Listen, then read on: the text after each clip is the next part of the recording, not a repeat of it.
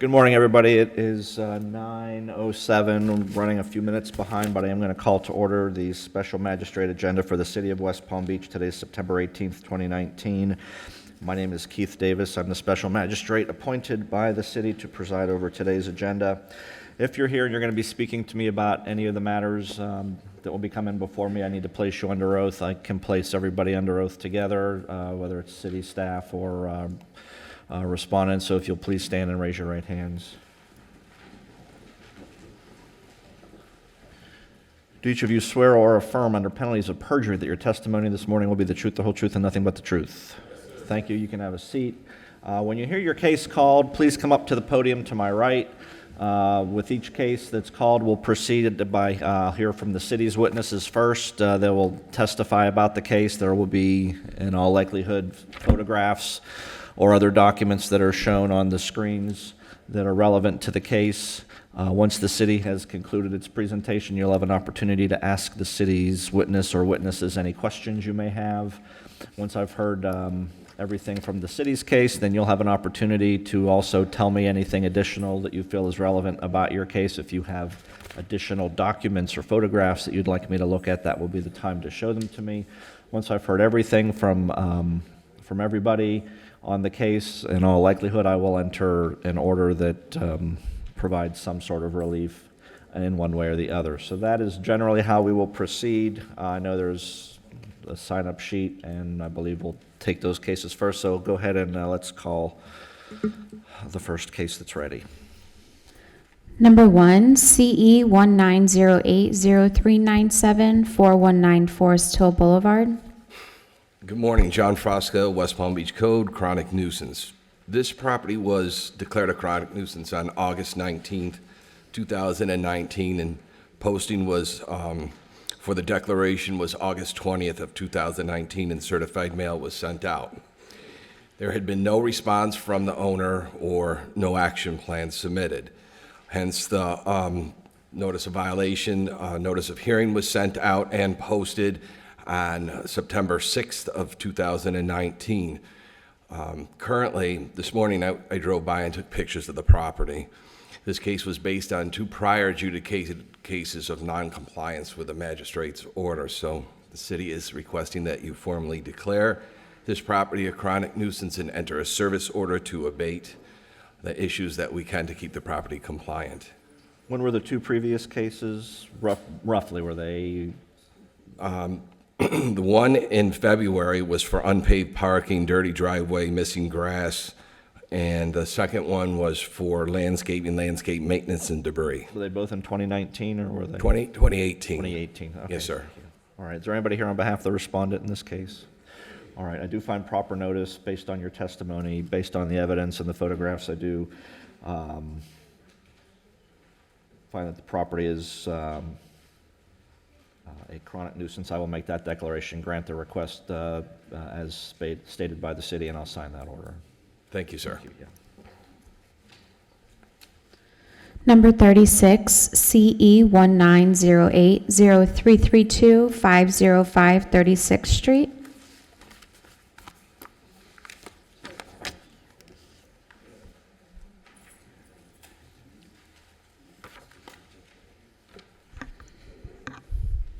Good morning. Morning. Morning. City of West Palm, Chris Thompson, Code Enforcement.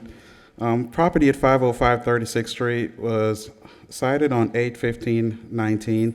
Notice of violation was posted at the City Hall on 8/16/19. Certified mail was sent on 8/16/19. Property was cited for trash can placement, address characters in the rear. The fence in the rear was in disrepair, and they were working without a permit. I have made contact with the owner's dad, and as of yesterday, the property was still not in compliance. The city is requesting an additional 45 days to come into compliance and $200 until compliance is achieved. I thought I saw a number of characters that looked okay. Well, tell me what's up with the Address characters in the rear, on the rear fence. It's on the front, but not in the rear. Okay, it has to be on both. Yes. Okay, gotcha. All right, let me hear from the respondent. Yes, sir. Hi, sir. Why don't you tell me your name and address, and then My name is Ralph Junta, 20 Largo Way, Boynton Beach, Florida, 33426. I received a notice. My son, who owns the property, lives in California. So I actually put the number up on the fence, like was directed, called the person to repair the fence, the few slats that were there. When he went to repair, the fence fell down. So Okay. that's when he started doing the construction. Unbeknownst to me, he had spoken with my son out of California and started putting posts on. The inspector came by, he stopped work, and I'm told I have to get a permit from a GC.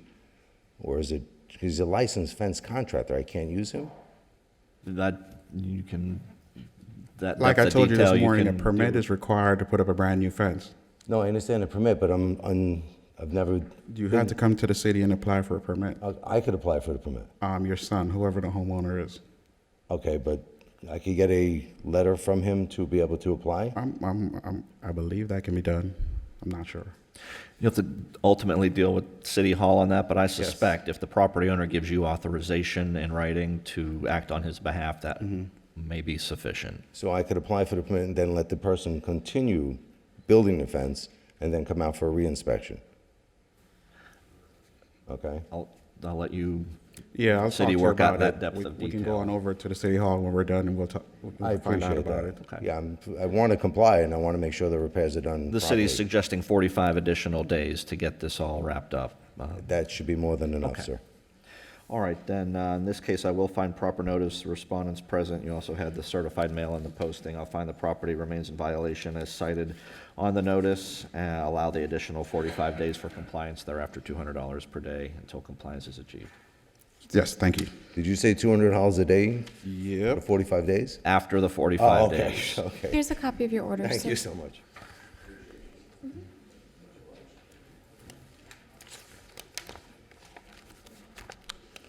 Number 70, CE 19080368, 423 53rd Street.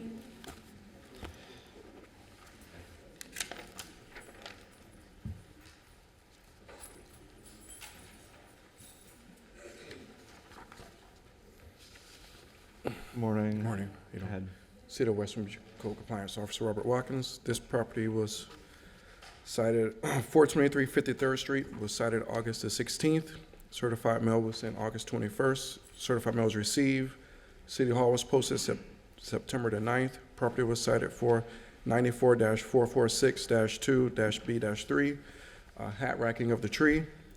City's requesting a fine of $250 per tree. Thank you.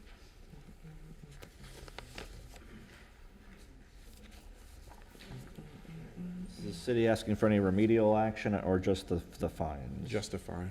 Okay.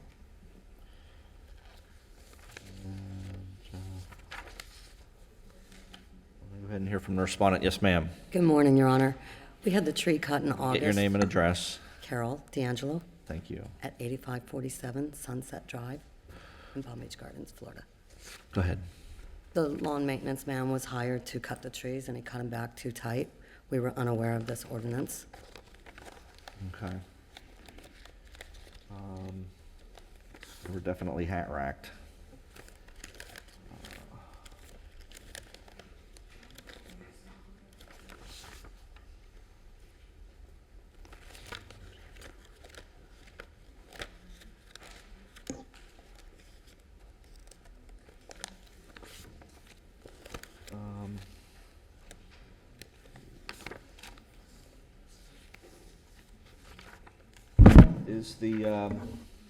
Is the 250, is there any discretion on that, or is the 250 what I had? What? That's just what I was requesting per tree.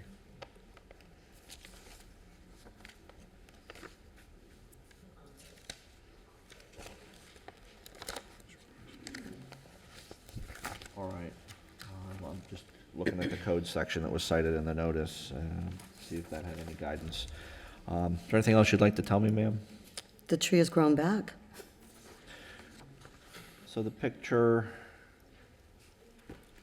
is there a current picture? Yeah, I have one. Yeah, it's a little more coverage that's grown back on the So top, they are on the going to side. survive? Yes, completely. I'm not an arborist. So I'm why don't not you sure show if they're going the to city the survive or picture not. that you have, and then I'll take a look at it.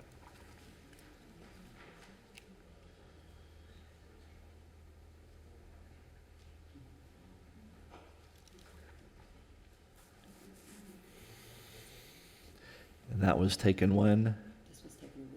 Last week, so does the other one look about the same?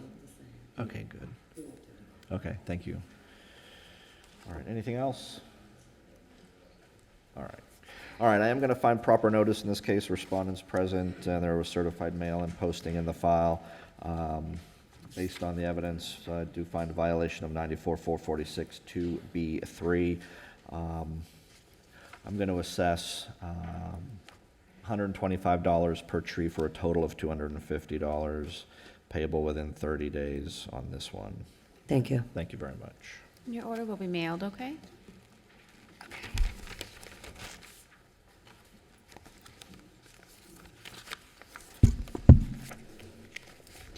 Number 75, CE 1907-0514-930 Ortega Road.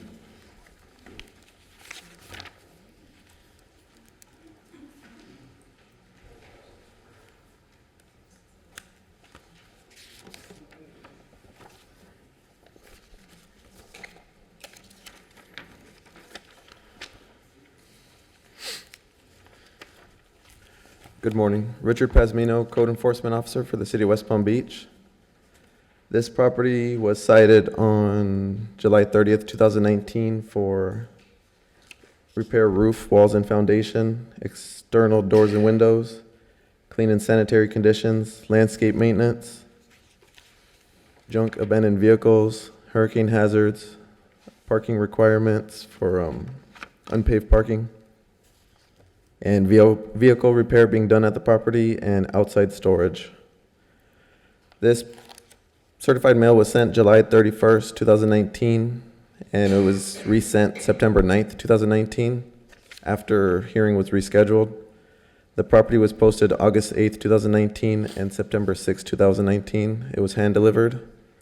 I have had contact with the owner of the property, who has been working with me to comply the violations at the property. As of today, all violations have been complied except for 94-71-C, 94-482-A, 18-103-B, and 18-103-E. The owner of the property has applied for a demo permit for the front building. This will comply the violations 18103B and 18103E, which are the repair roof, walls, foundation, and the external doors and windows. The city is recommending that 10 additional days are allowed to comply with violations 94-71C, unpaved. That's for outside storage, and 94-482A, unpaved parking. And the city's also recommending 365 days to comply 18103B and 18103E, or $200 a day fine. Hear from the respondent. Yes, sir. Why don't you tell me your name and address, please? Vincent Singh, 930 Ortega Road, West Palm Beach. Okay. Mr. Pasbino and I have been working closely together on this, and everything's been going pretty well. I just wanted to make it clear that the front building is dilapidated. It had termites for years before I owned it. It was a chronic nuisance. I did speak to a handful of people in the city planning building department. I just applied for the demo permit, so that's going to take, they said, up to about 6 months before I can even get to that point. But I just want to get it done and get it done right. I just plan on building a brand new house over there after that, as I get this process going as soon as possible. But I just don't want to be held accountable for fines regarding the window boarding, because there are no windows behind those boards, and there's a tub in the kitchen from upstairs. It's not really safe to be walking in around or working on. Just want to clarify that. Okay. According to the testimony from the city, the completion of the work that the demo permit will allow you to do will take care of those violations, and the Great. city's suggesting a year to get that done. So There won't be any fines on those code sections unless we're a year out and it still hasn't been demoed. Okay, understand. Yeah, and then, but the city is also recommending, on the outdoor storage stuff and the parking, that you get those taken care of in the next 10 days. Will do. Okay. All right, anything else, sir? No, thanks. All right, thank you very much. Then, in this case, I do find proper notice, respondent is present. You had also certified mail posting and hand delivery, so you had the trifecta of notice.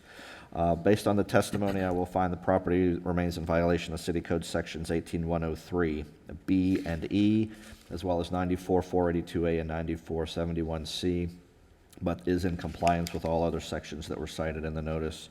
I will accept the city's recommendation, allow 365 days for compliance with 18103B and E, 10 days for compliance with 94-482A and 94-71C. If either of those deadlines is missed, though, there will be daily fines of $200 per day for each day those violations remain out of compliance. Okay, thank you very much. Thank you. Thank you.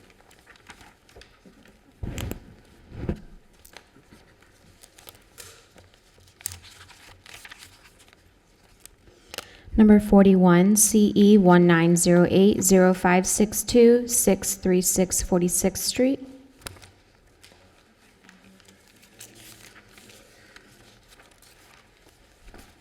You said? 41. Yeah, got it.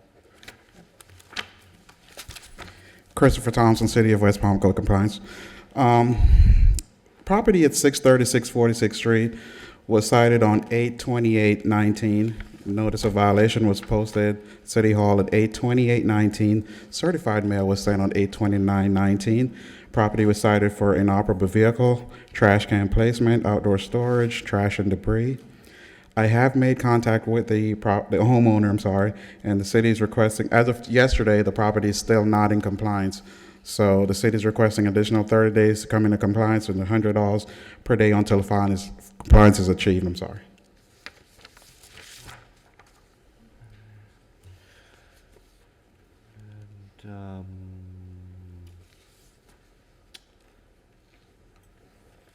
I didn't, okay, is that the vehicle issue with the expired? Got it.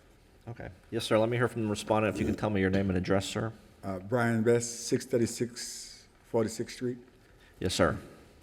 I asked the young man for 30 more days. He said yes, he grant me 30 more days to get everything cleaned up. Okay, so, think you can get this all done in the next 30 days? Yes, sir. All right. Anything else you'd like to tell me, sir? That's it. I appreciate you giving me some more time. All right, thank you very much. Thank you, too. Thank you, sir. Yeah, in this case, I do find proper notice. Respondent is present, and you have posted and certified mail. Based on the evidence, I do find the property remains in violation as cited in the notice. I will accept the city's recommendation and allow an additional 30 days for compliance to be achieved thereafter, daily fines of $100 per day. Thank you. Thank you very much. Thank you. Do Thank you you. want a copy of your order, sir?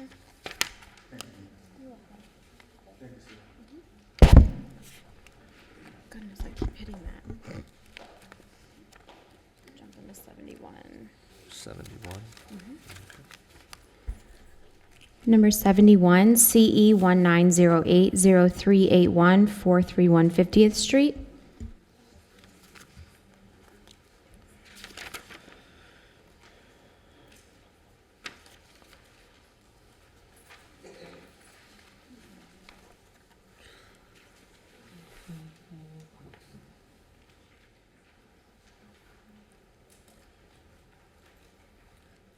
City of West Palm Beach, Code Officer Robert Watkins. The address is 431 50th Street.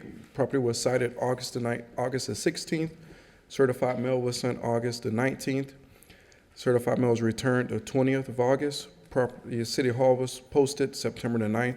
This property was cited for 18-106A, 94-442-C-1, 94-71-C, 18-106G, 18-103B, and 78-94C.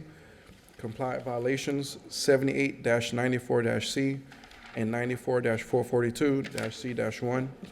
So Remaining those are vi- complied? Yes, those are Okay, compliant. thank you. Remaining violations are 18-106A, 94-71C, 18-103B, 18-106G. City's requesting 30 days or $100 a day after.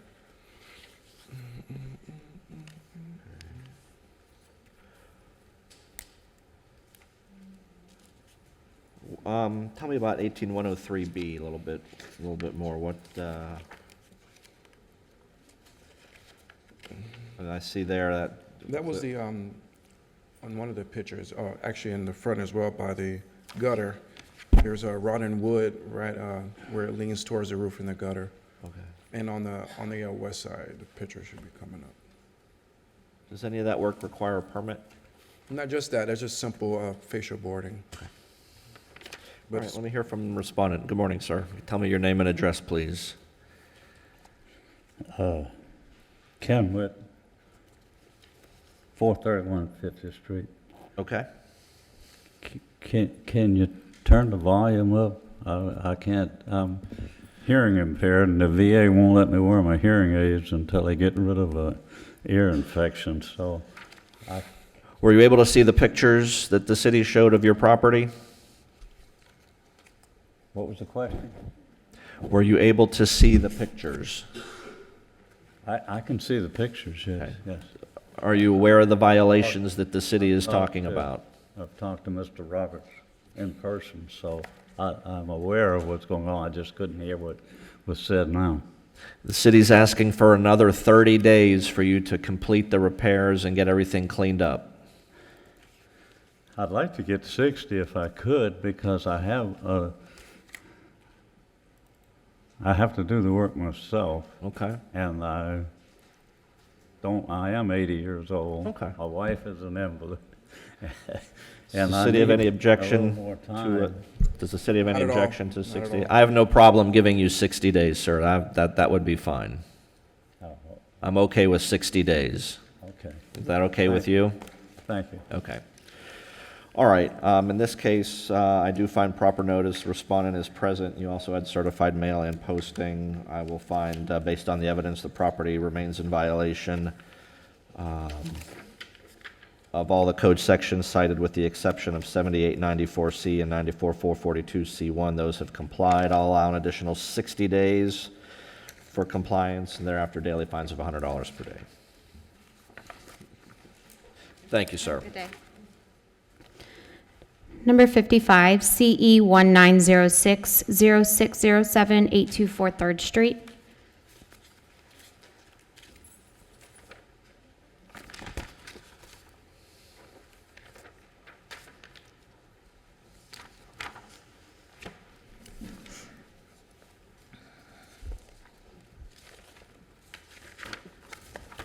Hi, good morning. Cassandra Sandler, Code Enforcement Officer with the City of West Palm. This property was cited on June 28th. Certified mail was signed for on July 3rd. The property was cited for 105.1, 34102B, 7434A1J, and 94482A. I've had no contact with the property owner, but I did speak with the tenant before.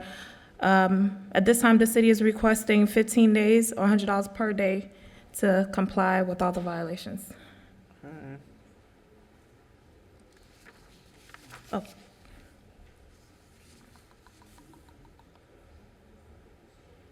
Okay. And let me hear from the respondent. Good morning, ma'am. Why don't you tell me your name and address, please? Good morning. My name is Katongo Chama, 824 3rd Street. I believe last week I did make contact with the enforcement court officer. We have complied with all of the sightings. At the time that I did talk to her, the hurricane had just passed, so we still did have the shutters up. But as of, I believe, just a few days after that, the shutters are not there anymore. The cars that were in the backyard have also been gotten rid of as of 2 months ago, and I do have pictures. I inspected this property on the 17th September, which was Monday. The shutters were still up. There's vehicle in the back, as you can see, and the trash is still out. Okay. So it looks like, That is not our property. That's the next door neighbor. That's 824 3rd Street. Back to me when you're done, but you can take it. That's, I wrote down the numbers. nah, that's from a couple months ago. That's not from recently, though. Okay. The one I took on the 17th was right behind 824 3rd Street. I know there's a construction being done at the other property right next to it, and they had a pickup truck there because they're still cleaning it up. But that particular car is from 824 3rd Street.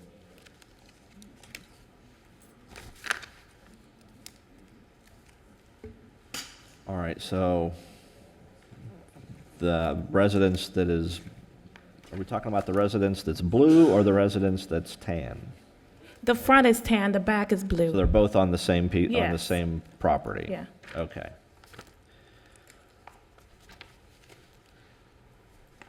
And ma'am, you're saying that that's not your property? Well, this is our property, but this is a couple months ago. Those cars have all gotten rid of. This is our property. And we no longer put the bin in the front because that's something I did talk to her about.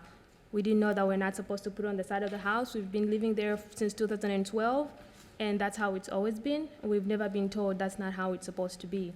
But since I did talk to her about it, we've since moved it to the back. Being in the back is still in violation? No, it's fine in the back. At the time it was. On the 17th it wasn't, but if it's in the back, it's fine. Right, we didn't know that until I had that conversation with her. Yeah, we talked about it. All right, so there may just need to be another follow-up inspection. Yeah. Either way, the city's suggesting an additional 15 days, but We're if you're okay saying with that. everything is taken care of, then We're they okay just... with that. Okay. Okay. All right, then, in this case, I do find proper notice, respondent is present, you had signed certified mail. I'll find, based on the evidence and the testimony, that the property remains in violation as cited in the notice. I'll allow an additional 15 days for compliance. Thereafter, daily fines of $100 per day. Thank you very much. Thank Do you. you want a copy of your order? Kristen, she's not the property owner. She's the tenant? She's the tenant. Okay.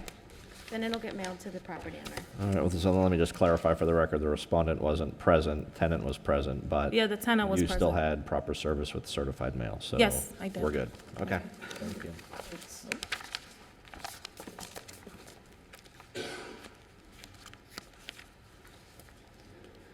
Number 26, CE 1907-0472-4501 North Terrence Drive.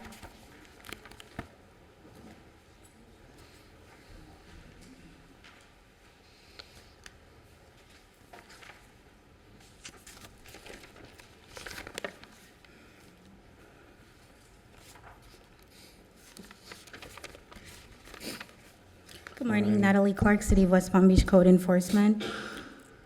4501 North Terrace Drive was cited on 7/27/19. The property and City Hall were posted on 8/7/19 and reposted on 9/5/19. Certified mail was sent on 8/5/19. The property was cited for 18-103B, 18-103J, 18-106A, 18-162A, 22-32A, 74-34-A1J, 78-6, 94-273-D-31-B3, 94-446-2-C3, 94-482-A, 94-487-B1, and 94-71-C. The property has since complied with 74-34-A1J and 78-6. The property is still in violation of all other code sections. I've had contact with the owner's brother. The city is asking for an additional 30 days or $200 per day until compliance is achieved. Okay. What was the prohibited vehicle? I think I missed that picture. It's on the side of the, can you go back, Money? It's over there. Oh, is it the panel truck? Yes. Okay. And that's also the evidence of the home occupation Correct. advertising? Yes. Okay. All right, let me hear from the respondent. Yes, sir, if you could tell me your name and address first. Mehmet Karkoran, 1908 Shoma Drive, Wellington, Florida, 33414. Okay. The property is my sister's, and as I told Miss Natalie, she's in Turkey right now, getting some medical work done, but I'm the one that manages the property for her. I bought this property like that shed and stuff was in that condition. I don't mind, fixing it up, cleaning it out and everything. I just need time. The vehicles, they're all registered and stuff, so I don't know what the problem is having vehicles there. Well, it's not having the vehicles. It needs to be a paved surface, and the truck, has a sign on it advertising a business. You can't have the vehicle advertising a business in a residential district. So that's the reason why it was also cited for business tax, because if it's advertising a business, you need to have a It's business just there tax. because I use the shed as my storage. And there's a big driveway over there, so I put my truck over there and my trailer. Yeah, it's still need to. advertising a business, though. Okay, so if I paint it all white and it's not advertising a business, it's okay to be there? No, it's still a prohibited But vehicle. you're saying it's advertising a business, and that's the reason why it's not supposed to be there. No, it was cited for two different issues, for the size restriction and also for it advertising the business. Okay, so then say that. Don't tell me because it's advertising a business. I just Well, gave you a so resolution. we're not going to have an argument between the two of you. I don't need to be here for that, and I've got a lot to do today. It's a commercial vehicle. It's not permitted in this condition on this property. I'm very clear about that in terms of that violation. The city, you're requesting 30 days for compliance? Yes. Are you asking for additional time, sir? Oh, yeah, I need way more time than that. Tell me what you I need- think. Tell me what you think you're. I need like at least 90 to 120 days.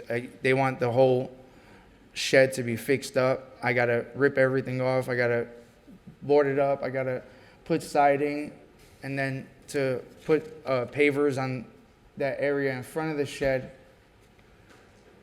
Let me ask the city, would the work on the shed require a building permit? Potentially, yes. It really depends on if he's planning to take the whole thing down or what he's replacing, but I would say he should contact the building department to see if that requires a permit.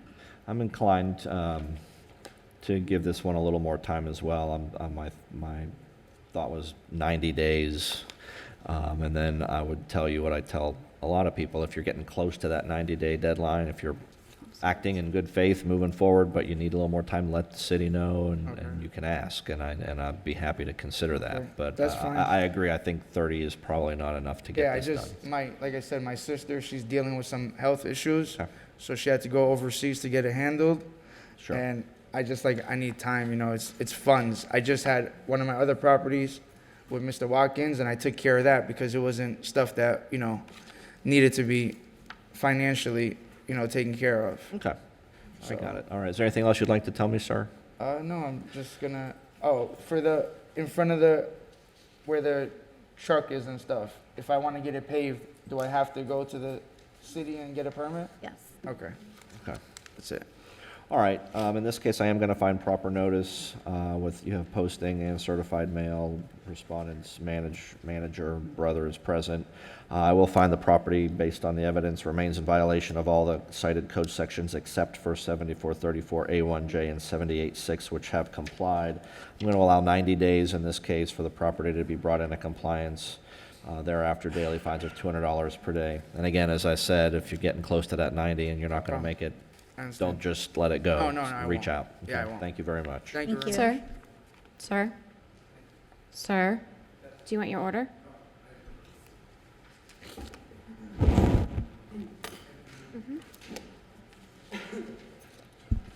Number 77, CE 1907-0526-730 Belvedere Road.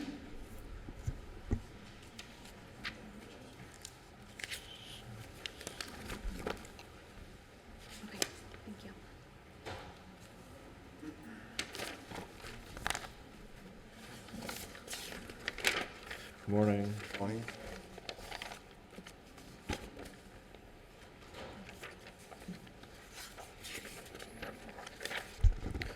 Good morning. Richard Pasmino, Code Enforcement Officer with the City of West Palm Beach. This property was cited on July 30th, 2019. Certified mail was originally sent July 31st, 2019, and was resent September 9th, 2019. Property was originally posted August 8th, 2019, and reposted September 6, 2019. I've had no recent contact with any representative of the property. I originally had contact with the owner of the property, and I explained the violations at the property. This property was cited for external doors and windows, non-residential paint, clean and sanitary conditions, graffiti as nuisance, and removal of graffiti. As of today, the code 54-85 graffiti as nuisance and 54-86-A removal of graffiti have come into compliance. All the other violations do remain. The city's recommending 30 days for the property to come into compliance or $200 a day fine.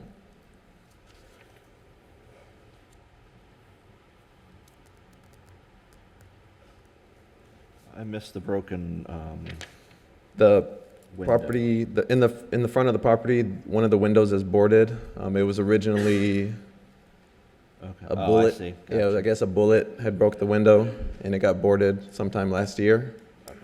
They did have a boarding certificate that expired, so right now, they would have to repair the window. And then the mural has to be permitted? It either has to be permitted or painted over. It was not approved. All right, tell me again what relief you're requesting. 30 days for the property to come into compliance, or $200 a day. All right, let me hear from respondents. Good morning, gentlemen. Tell me your name and address, please. Hey, my name is Frank Durier. I live 250 Palmo Way, Palm Beach. Okay. My name is Les Chachik. I am an architect with LCA Architecture firm that has been retained by the owners. Okay, so the graffiti issue has been resolved. Looks like there's the mural and the broken window and some like alleyway debris, trash and stuff. So we painted the board black now, and there's a graffiti where like the mural were there before, and we are like just finishing our completion for the drawing, and we're submitting right now. I'm sorry, go ahead. Yes, our firm has been retained to completely redo the building. Where the owner has hired us to do complete facelift on the building and complete interior renovation. I even have a copy of the initial plan with us that we started the work. It has been slowed down by the hurricane. Our firm has to rehash our priorities a little bit, so it hasn't progressed as quickly as we planned, but we're doing complete facelift. So what we're trying to ask here is reprieve from full compliance, because the building will be completely redone, and plans will need to be submitted to the city. We think we're going to submit plans to the city within 30 days, but then it is unfortunately not in our hands how quickly it will go at that time. Permits right now run between 8 and 10 weeks to obtain, and then construction probably 4 months to 5 months. What's the status of the, never mind, I see it right there. Okay, so the boarded window is painted black right at the moment. And what about the mural? Has that been painted over at this point, or is that? Yeah, that was yesterday. It's still there. So, other than putting in new glass and new window, is there any other relief that can bring them into compliance? Can they get another boarding certificate pending? It's been expired for more than 2 months, I believe. It'd be up to them to reapply for. I mean, is that an option through the city? I think it would have to be approved at a hearing. So if that's what they're going for, I don't know. Because I mean, I understand that if you're going to completely redo the building, it doesn't make sense to put in a new window and then have to take out the new window to do whatever you're going to do. So I'm just trying to look for a reasonable option. I mean, I think I would like to see within the next 30 days at least you can, I think painting over the existing mural to bring that into compliance and picking up the trash and debris is doable. Yes. And submitting your application to the city for the permanent work within the next 30 days. And I guess if you can also apply for a new boarding certificate in the meantime, I would, and hopefully that will comply the window, because I agree it doesn't make sense to replace the window only to submit plans that require you to Right. remove the window. So, so that's what I will do in this case. I will find proper notice. I find, based on the evidence, the property remains in violation as cited, except for 5485, which has complied. So within the next 30 days, we'll paint over the mural, take care of the cleaning, pick up the trash and debris, submit the plans for the complete renovation of the building, and also apply for a new boarding certificate. If compliance is not achieved in that regard, then we'll do the daily fines of $200 per day. If the boarding certificate doesn't work, if for some reason that falls apart, and if you need to bring that back for us to look at that again, I'm happy to look at it again, but let's see if that'll work for this one, okay? All right, thank you very much. Thank you. Thank you. Thank you. Yeah, the order will be mailed, okay? The order will be mailed to the owner. I made it too complicated. Complicated. Sorry. Number 38, CE 19080377, 619 43rd Street.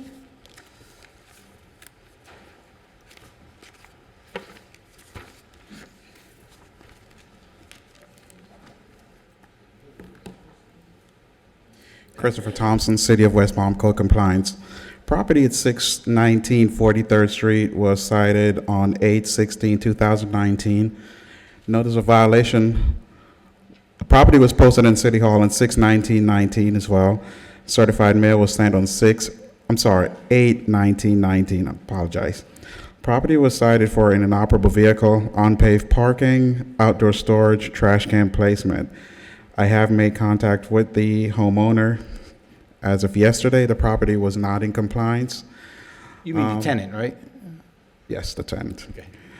The city is requesting an additional 30 days to come into compliance and $200 until compliance is achieved.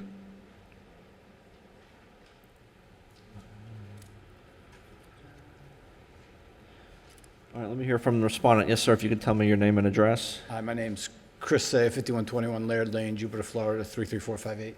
Okay. Can I ask where the certified mail was sent to, please? Because I didn't receive it. I don't have the physical address, but Let's pull up the, do you have the, Your magistrate, I mean, if you ask any code enforcement guy here, I take care of my properties and in the sense that if there's a problem, I take care of it, I deal with them, I talk to them, I don't ignore things. The only reason I know about this is I happened to be looking at the list and said, what's this? And that's why I asked Mr. Thompson to correct that it was the tenant he talked to yesterday, not to me. I had no knowledge of this until 30 minutes ago. okay.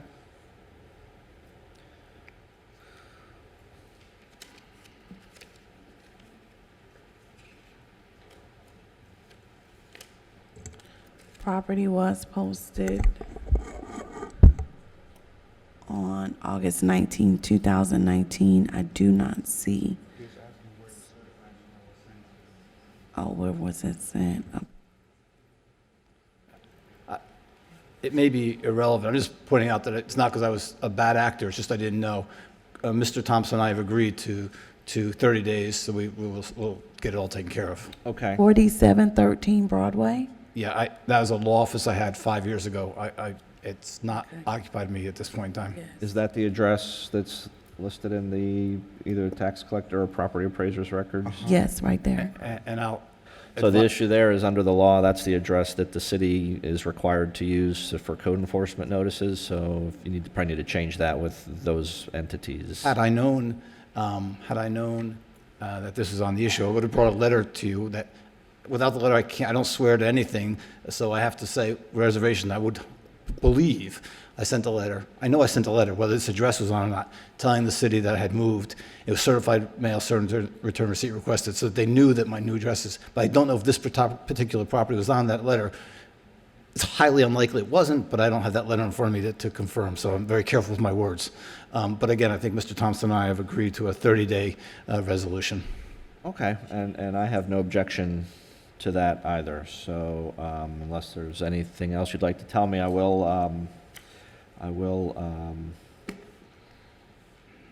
find proper notice in this case based on the testimony that I've received about the certified mail, and the respondent is present as well. I will find the property remains in violation as cited in the notice and allow the additional 30 days as agreed to by the parties. Thereafter, daily fines of $200 per day will be assessed until compliance is achieved. And I'm looking at the mailing address on Property Appraiser, which does show that 4713 Broadway. So get that, yeah, I mean, you can see it's right behind you on the screen. I believe you. It's just, Yeah, that's why I sent that certified letter when I moved to the city telling it all, and that's why I'm. Yeah, so probably follow up with that too, just to make sure Yeah, okay, everyone thank knows you. where you are. Did- Thanks a lot. Okay. Thank you. Thank you. Number 42, CE 1905-0236, 1900 Florida Avenue.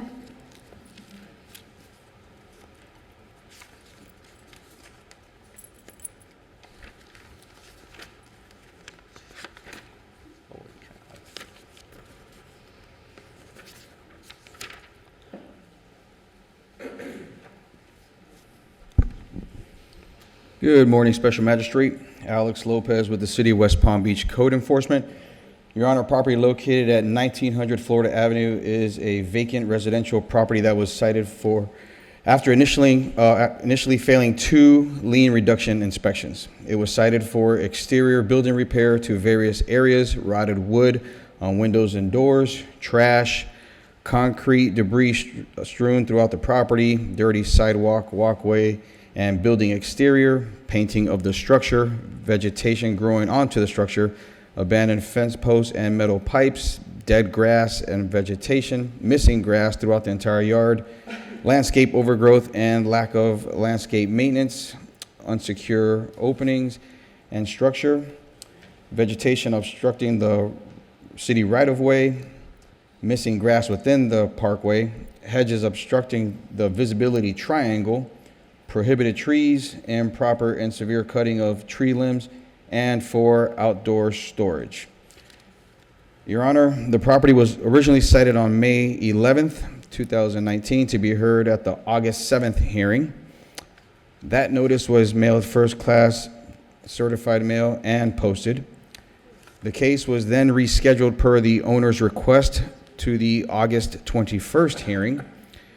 That notice was also mailed by way of first class and certified mail and posting. The case was then again rescheduled, excuse me, per the owner's attorney's request to the September 4th hearing.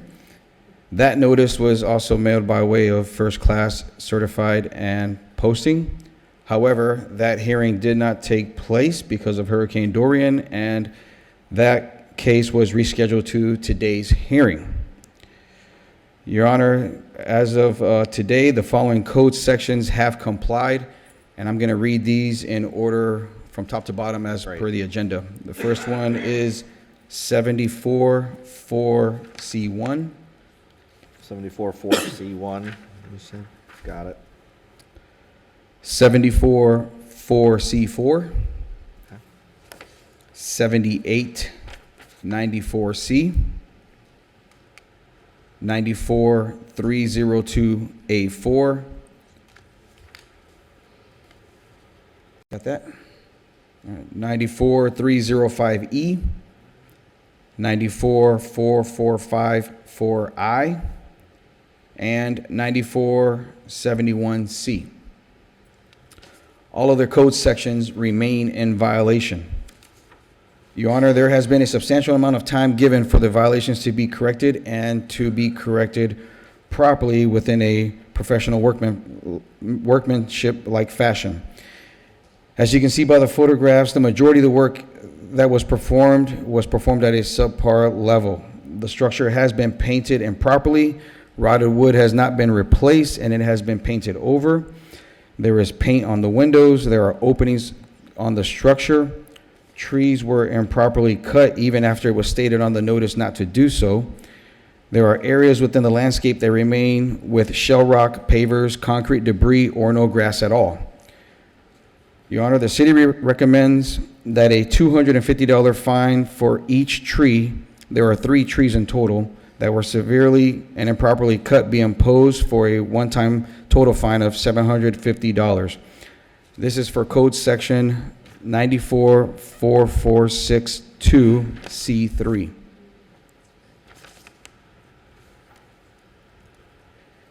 And the city also recommends that 45 days be given to comply with the remaining code sections or be subject to a $250 daily fine, to which the parties have agreed to prior to the case being presented today. Okay.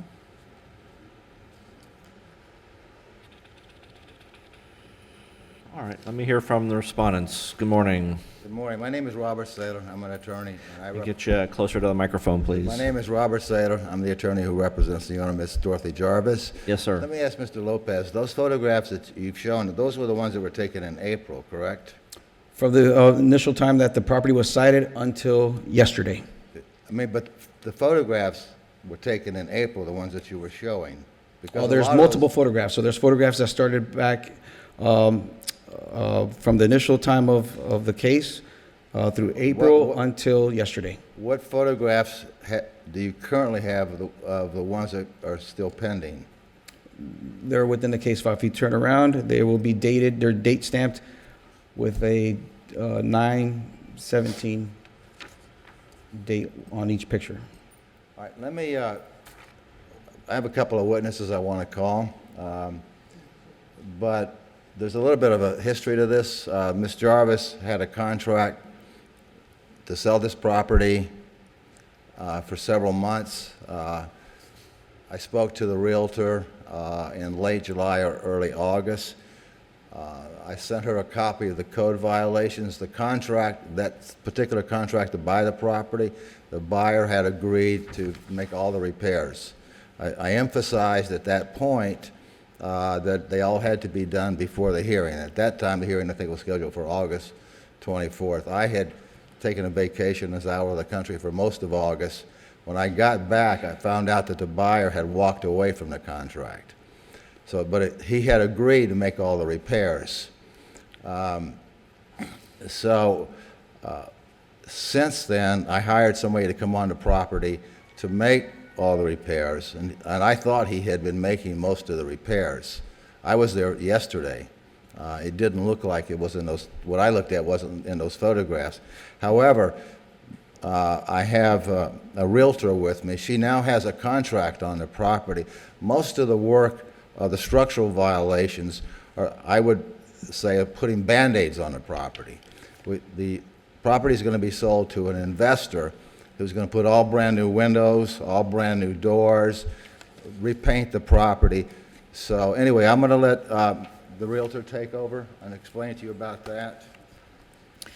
Good morning, Your Honor. My name is Alex Visoso. I am Mrs. Jarvis's broker. Yesterday, we came into an effective date contract with someone who's going to restore this. This property is located in a designated historic district, and as everybody knows, it's very valuable to the community for it to be restored to its past glory. That's what this buyer wants to do. I guess I'm here to ask that we come to a resolution so that all parties can walk away with some sense of closure on this. It's been a matter of stress to Mrs. Jarvis to try and contend with this. I understand that she had hired some folks that really didn't produce the quality of work that they should have. I think we're all in agreement with that. It's almost sad that they're taking advantage of an elderly person at this point. But we Who have are you a accusing closing. of taking advantage of an elderly person? They just didn't do the work. Who's they? I'm The- trying to... The painters. Gotcha. Okay. She hired Understood. people to paint the house, Okay. and you can tell that it's just Yeah. subpar. I agree with the code enforcement agent. And it's just sad that she actually paid the money before the work was done, so she had no recourse. But what we have is a cash offer contract. which is set to close by the end of October. And the investors are going to do a full renovation to the property. So if there's some way we can work this out so that there isn't more injury to all the parties, it would be great. So let me ask a question. Mr. Lopez testified that at least his sense was that everyone was in agreement with the 45-day compliance period. Is that not accurate? Well, it's kind of a double-edged sword because the buyers aren't going to begin work because they're going to have to pull permits until after the closing. So we need to close the property and then have the new buyers come in and completely rehab the property. I don't know how we're going to rectify that situation, because it would be unfair to deem it necessary for Mrs. Jarvis to correct those issues that are going to be then basically redone by the buyer. Let me ask the city, I could see where 18103B regarding the roof, walls, and foundation, and 18103E possibly regarding external doors and windows may require permits, but is there anything else? The painting, the litter and the trash, the landscape maintenance, the right-of-way obstruction, do any of those require permits for No. them to be brought into compliance? No. Okay. Those are not required. So what about 103B and E? Will those all require permits? Maybe they do, maybe they don't. I don't know. Which sections were those? 18103B and E. Oh, 3. The structural. Looks like you've got some rotted wood that needs replaced. Yes, those may require permits, and that would be up to the determination of the building and permitting departments. Yeah, but the other stuff, certainly not. I wouldn't. No. Okay. All right. I didn't mean to interrupt you, but I wanted to get that permit issue Okay, clear in mind. can I say something? Your Honor, I was at the property yesterday, and there's been substantial cleanup. I didn't see any debris or trash that's being mentioned. And as far as cleaning up the sidewalk in the triangular area, that appeared to have been dealt with, and the landscape has been addressed to a certain degree. Again, not in the manner that is, I think, acceptable, because it wasn't done by someone who should have known what they were doing. Okay. And even in the city's presentation of its case, a good third of the alleged listed violations were announced as being complied. So clearly there's been forward progress since the notice of violation was issued. I have no doubt about that. I'll make a request that we give the landscape, the work that needs to be done without a permit, if we can be given 45 days to do that work. And then as far as the structural violations are concerned, the buyers will take over. For example, putting brand new windows and doors.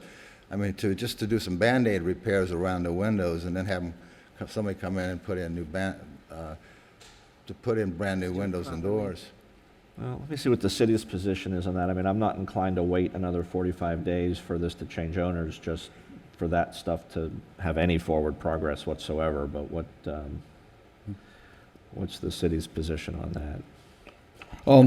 As I stated earlier, this has dating back to May, and it was stated within the notice that permits may be required. It seems that there was not an attempt at coming into the city to see if there were permits would be applied for or required for some of the work. It was simply just painted over, and by what I mean painted over is meaning the rotted wood.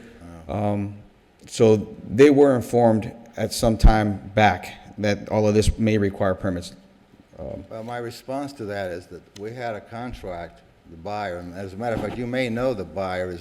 His name is David Fiore. He actually is renovating the house across the street, and he's doing a beautiful job of that house. Have you inspected that house right across the street? It's owned by David Fiore. No, He's sir. done a fantastic job, all new everything. He's the one who had a contract on this house, and then sometime in August he walked away. And he had agreed to buy it as is, so we just assumed. And I made it clear to the realtor who was representing him. Different realtor. That was representing him, different realtor, that it all had to be done by the hearing, and he agreed to do that. And then I find out in August that he had walked away. So the reason the work wasn't done was it was supposed to be done by him. When I got back and found out he had walked away, I hired somebody to do the work, and as we've seen, they didn't do a very good job. But now we also have a new buyer who's prepared to completely renovate the property. All right. Anything else from the city? No, just that the recommendations stand that it'd be 45 days to have the violations corrected, if not a $250 a day fine, and the other fine for the improper pruning and severe cutting of the trees. Okay. Anything else from the respondent? I have one of the trees that were cut back, the $250, I guess, is on that one. That was not done with our permission. That was done by the next door neighbor. That particular tree, it's a sea grape tree, sits directly on the property line between the two houses.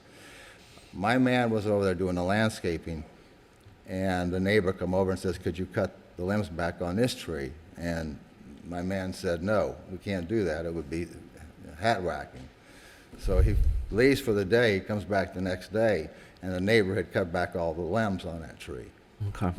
So, I mean, perhaps we are guilty of 2 of the 3, but we had nothing to do. The neighbor was the one who cut back the other one without our permission. In fact, we told him not to do it. Okay. All right. Thank you very much. Here's what I'm going to do in this case. First, I am going to find proper notice. This has been reset multiple times at the request of the respondent. The respondent's attorney is present with other witnesses. So that's number one. Number two, based on all the testimony, the evidence, the photographs, I will make findings that the property remains in violation, except that it has complied with the code sections that were stated by the code enforcement officer. I'm not going to read them again. There's about 7 or 8 that are complied. For everything that remains outstanding except for 18103B and E, I'm going to require that compliance be achieved within 45 days or daily fines of $250 will be assessed for each day that violations remain. For 18103B and E, I'm going to require within 45 days I want building permits applied for. I understand that there's new buyers in the wings, but Your Honor, if they're motivated to... Can we restate that to not just apply, but to obtain the permits? Simply applying, anyone can apply for the permits, and they would just... Well, I want a complete application submitted within that time frame. So not an incomplete application. I want a complete... We're going to do it this way. A complete application submitted within 30 days, and then it would be my hope that the city would be able to issue the permit within the 15 days subsequent to that, so that we would then have permits. And it can proceed under the building code for renovations and work. I'm not going to delay this because you have another buyer in the wings. I'm not doing it. May I Because you've already, by your own admission, that crashed and burned once. I'm not making the city wait again. Well, we actually have a backup contract. We have 2 contracts, but let me just, may I speak? Because Briefly, but I'm not changing briefly, my mind. It's just the time frame, because the buyer needs to close on the property before they obtain a permit, and then that's not going to happen till October 20th. So from October 20th, we've already expended most of those 45 days, and the buyer needs to come in with an architect and a contractor and have the plans rendered, and that's just not enough time for them to submit a complete application. So, and then the city hasn't been actually known for their speediness at fulfilling permits, so you're kind of not giving them a chance. with that time frame. I'm That's all motivating the saying. current owner and the potential buyers to work together and get it done. I'll sign that order. Thank you very much. If there's a good faith effort by the new buyer to comply with that, would you agree to give them more days? No, on that, I'm 30 days to apply for the complete application, and then it would be my hope within 15 after that, the permit's issued. On the trees, I'm going to, thank you, I will assess one-time fines of $125 for each tree. So that's $375 total on that. Okay, thank you very much. Thank you. The order will be mailed to Ms. Jarvis, okay? May I make one? No, ma'am, I'm finished. You can speak through to your attorney. Where are we going next? 24. Pardon me? 24. Number 24, CE 1907-0483, 2231 Palm Beach Lakes Boulevard.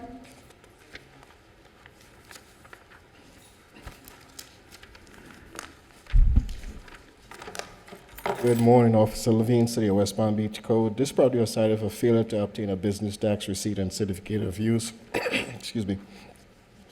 Service was accomplished by a certified mail which was signed for on 7/31/2019. The property was also posted on 8/23/2019. There is an active license in the system for this business. However, there is no sign-off by the fire department. So the city is requesting 30 days to come into compliance or $200 a day thereafter.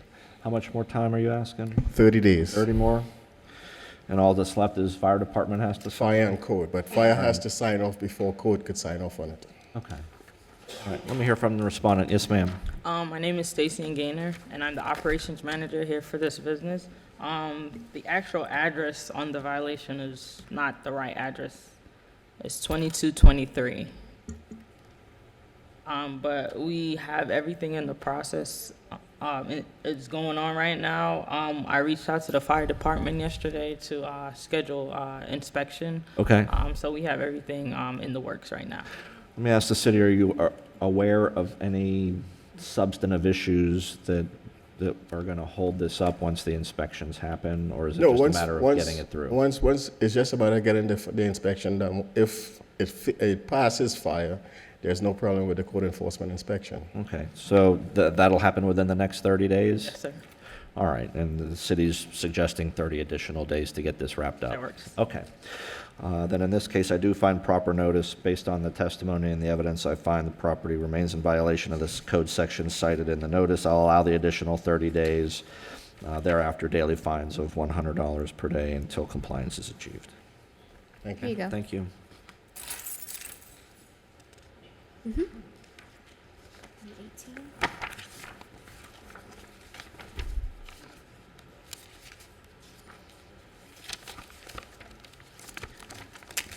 Number 18, CE 1908-0436, 233 33rd Street. Good morning, Joe Patrick, West Palm Beach Code Enforcement. This repeat violation case in reference to an occupied single-family residence with severe overgrowth, non-maintained landscaping that was found in violation for same code sections, 18106B, 74-4C1 on January 3rd, 2018. At that hearing, the city asked for an abatement order in 5 days if the property didn't come into compliance. The respondent brought the property in compliance on January 12th, 2018. No action was taken by the city. The repeat violation notice was issued via certified mail and posting on August 22nd, 2019. After the notice of hearing was issued, I was contacted by the respondent, Mr. Lang, who is present today, and we discussed the violation and ways to come into compliance. We spoke on a few occasions over the past few weeks. As of Monday the 15th, the last time I was at the property, some progress was made, but the property remained out of compliance. I was contacted by the respondent again yesterday, who advised that the property, he believes now that he brought the property into compliance. I will visit the property in the upcoming days to re-inspect to confirm that. The city is asking for a fine of $25 a day starting August 21st, when the property was first observed out of compliance. And depending on the progress that was made over the past few days, an abatement order, if the severe weeds and overgrowth isn't cut back, as it could constitute a health, safety, and welfare situation to the community. It could harbor rodents and insects. Okay, let me hear from the respondent. Yes, sir. My name's Christopher Lang, 233 33rd Street, West Palm Beach, Florida. I have photographs that I presented to the officer this morning to show that it is now, I've had inspections by FP&L regarding the power lines and the supply to the home, past those. And do I need to submit the additional photographs? Let me ask Mr. Petrick, did you see those photographs that the respondent's talking about? I did, yes, sir. Do you have an opinion based on looking at the pictures if you go on site and that the pictures are accurate? Do you think that it'll be in compliance, or can you not tell from the pictures? It's difficult to tell. I know Mr. Lang is working with FP&L to get some of the vegetation cut back because of the growth into the power lines. He did show me documentation from FP&L this morning that he's working with them. So if that was the only issue on the property, I wouldn't ask for an abatement order, and I'd stop the fine running at that point until FPL. It's just hard to tell because it's a large corner lot and there's a lot of overgrowth on that property. I'd have to actually go out and inspect to be certain, but I have no reason to believe that the pictures you provided weren't accurate this morning. And I would just further add that the timing of this was with Hurricane Dorian entering the Caribbean, and on the 26th. So I've been chasing FP&L to come out, inspect, deal with the issues that are regarding the power lines, which are not under my control to be able to deal with. And I ended up, just before the hurricane, having to do the lion's share of the service drop, which is a very complicated issue with regards to where the power comes in the house, and a big tree that was interfering with the power lines. And 2 o'clock in the morning, I had an FP&L guy out there inspect it and say, you need a new drop to your home. So he wrapped some electrical tape on it, and 2 days later we had the tropical storm. I mean, thankfully it obviously destroyed the Bahamas, but I was in hurricane mode from before it even hit Barbados. Sure. So, did you have those additional pictures you wanted me to look at? yes, sir, I do. City's already seen these? Yes, sir, I Any have. objection? No, sir. All right. Yep, let me go ahead and take a look. Yes, sir.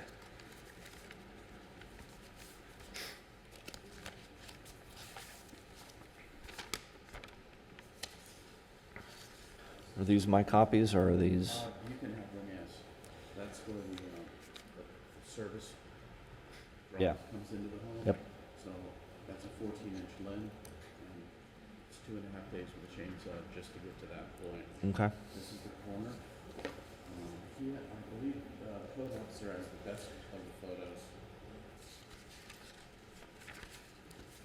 You want Okay. these from yesterday? You want to submit these? These are the ones you gave me. These were on my desk yesterday, if you want to submit those. This is probably the best photo to show that it's all cleaned up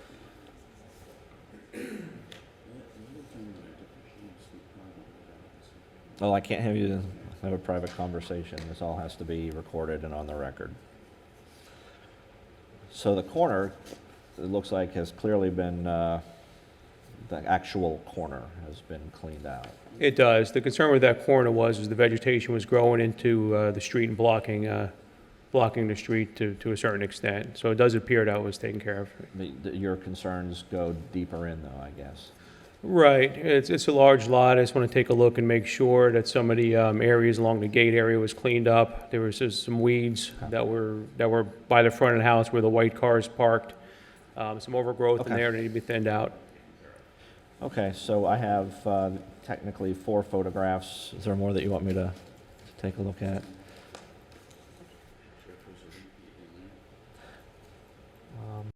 It might be, but we have 6 photographs from the respondent that we'll include in the record for this case. Yeah, you can go back to the... Okay. All right, yeah, I think there's no question made significant progress, but it does need to be inspected. Yeah. Is there anything else you'd like to tell me, sir? Yes, sir. I'm currently working with the West Palm Beach sanitation, because of the size of the piles that we've put out, are exceeding the 6 yards. And I haven't even begun to bring the oak that's behind the fence.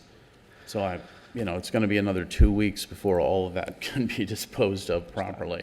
Okay. Because I don't want to put something, and that was prior to the hurricane. All the stuff that I had to cut before the hurricane had to stay on the property because I didn't want to put it on the street with an impending hurricane. So, it'll be 2 more pickup days before they can, so 2 weeks, 2 Mondays, that they'll be able to finally get all the vegetation that we've already cut properly disposed of. Okay. Understood. Anything else from the city? Nothing further. All right. In this case, I do find proper notice. Respondent is present at the hearing. I'll find that the property, based on the testimony and the evidence, remains in violation of 18106B and 744C1. Clearly, there's been forward progress, though. It's not in the same condition it was when the case was cited. Based on the evidence, though, I do find it's a repeat violation based on the January 2018 case. I will grant the city's request for a $25 per day fine beginning August 21st, which is when the repeat violation was observed, and that'll continue until compliance is achieved. I'm going to allow the respondent an additional 30 days to get this wrapped up before abatement is authorized. I want to give them a chance. It seems like they're working. It seems like you're working. Yes, sir. In good faith to do that. So I want to give them a chance to do that. Okay. If 30 days you reinspect and it's still a health, safety, welfare condition as depicted in the pictures, because I think it still is beyond what's been cleaned up, then you would be authorized to enter the property, abate, and assess. Okay, thank you. Thank you very much. Can I ask, though, that because of the time frame with the date of the citation and the impending hurricane, we were in the cone up until 48 hours before No, this. I understand, and honestly, if this wasn't a repeat, if this hadn't happened a year ago, I'd be a little more sympathetic in that regard. But I'm going to grant the city's request for the $25. So get it. I'd say go ahead out and reinspect right away. I think there's been a request to reinspect this morning. And, I plan on going out there tomorrow morning to reinspect. That'll stop the fine from running. Okay. Once it's in compliance. Okay? All right. Thank you very much. We'll mail your order, okay? Number 56, CE 1907-0174, 1418 8th Street.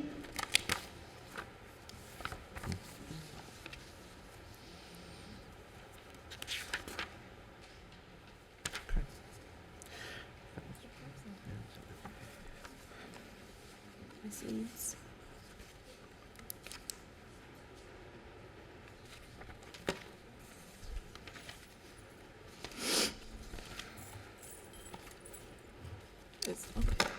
Do we have Ms. Eads. They're signed in. Okay. Or Mr. Eads.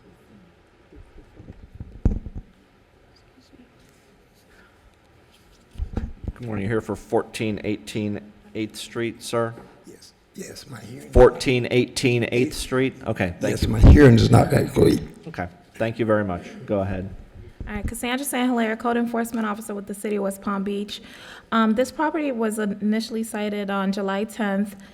Certified mail was sent out July 11th. Property was posted also on July 11th. The property was cited for 1816A, 1813B, and 94302A4. I've had contact with the property owner. At this time, they have complied with 1816A and 1813B. Only 94302A4 remains, and at this time, the city is asking for an additional 60 days or $50 per day until compliance is achieved. We think he might need a permit for the fence if he chooses to keep it.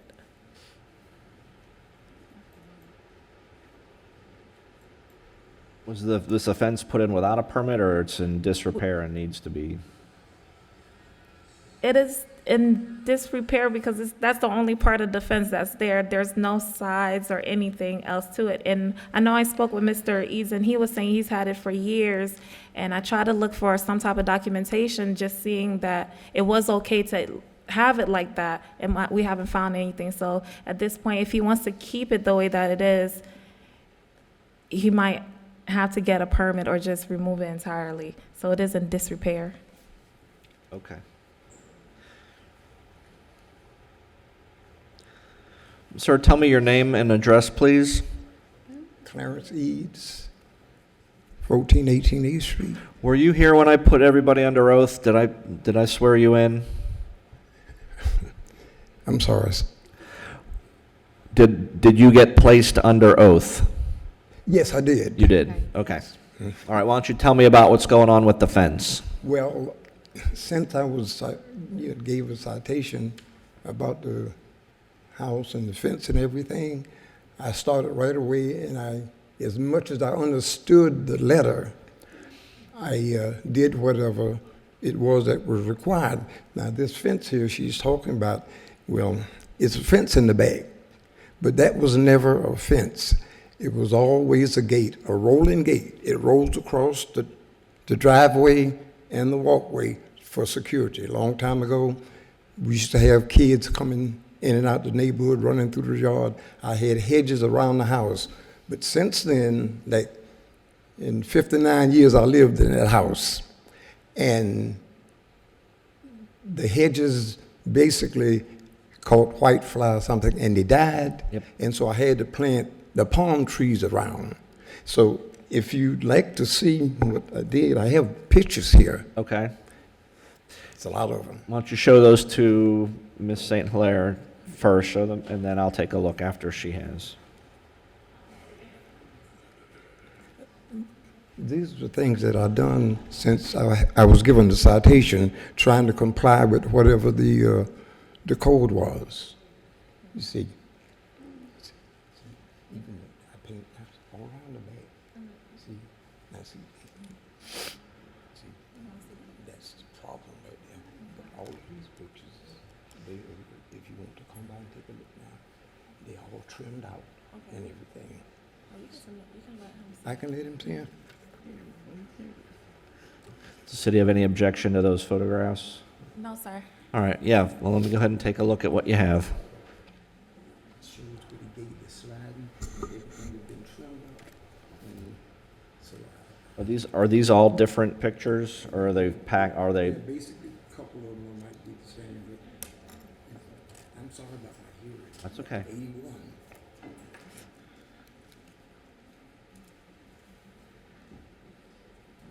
And am I able to keep these, or do you need them back? You can take them. Okay. It's okay.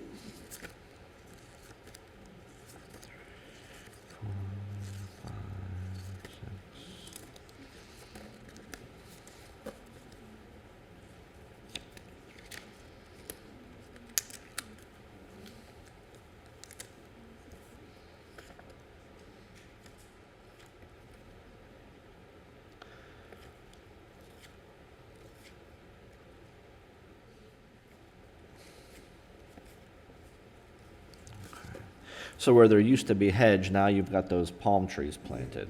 Yeah, the storm destroyed the hedges. So Okay. a year and a half ago, I did a farm. They hadn't grown up to maturity yet. So that's the dead hedge. Yeah. Yeah, Gotcha.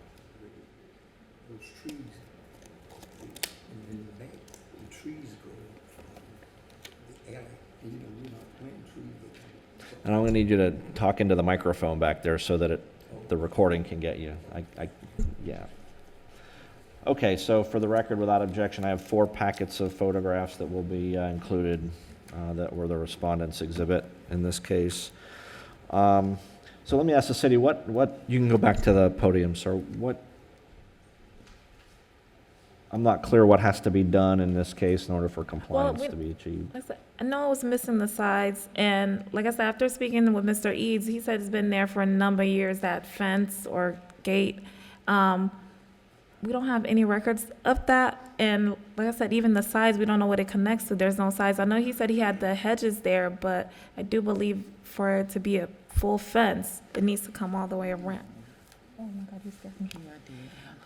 I just want to make sure you get this right. Officer Luster, West Palm Code. Yes, ma'am. During the history of 1418 8th Street, Mr. Eves has had a ficus hedge Right. around that entire property for a long time. That's the only part of the gate, other than the rear, that was installed initially. It's been there 40-plus years. 1974, I put it up. So the And- issue is the dead ficus hedge that's now gone. It's no Something longer has there. to replace that. He necessarily doesn't have to replace the hedge. Or something has to go there. He in put the its- palm trees there. So once the palm trees fill in, then that suffice for the rest of the fence. But you don't necessarily need to have a whole fence and have a gate. Okay, 'Cause so he if has a he's gate. planted the palm trees, I guess, again, I'm not sure what else needs to be done to bring this Nothing. into compliance. Nothing. So with the planting of the palm trees, we're complied? Exactly. Are we just looking for a finding of fact then, Finding the fact on, on the fence? not necessarily, because it's technically in compliance. The only other issues were the roof, that's in compliance. And if the fence was the other part of the issue and the ficus is gone, the palm trees are there, so that took up the placement for the ficus. Okay. So So we're complied. So, sir, it looks like you're good to go. There's no finding of violation. The city's Thank you, Your Honor. agreeing that you're in compliance, and good luck to you. I was the third house on the street when they had no pavements Goodness. when it was built.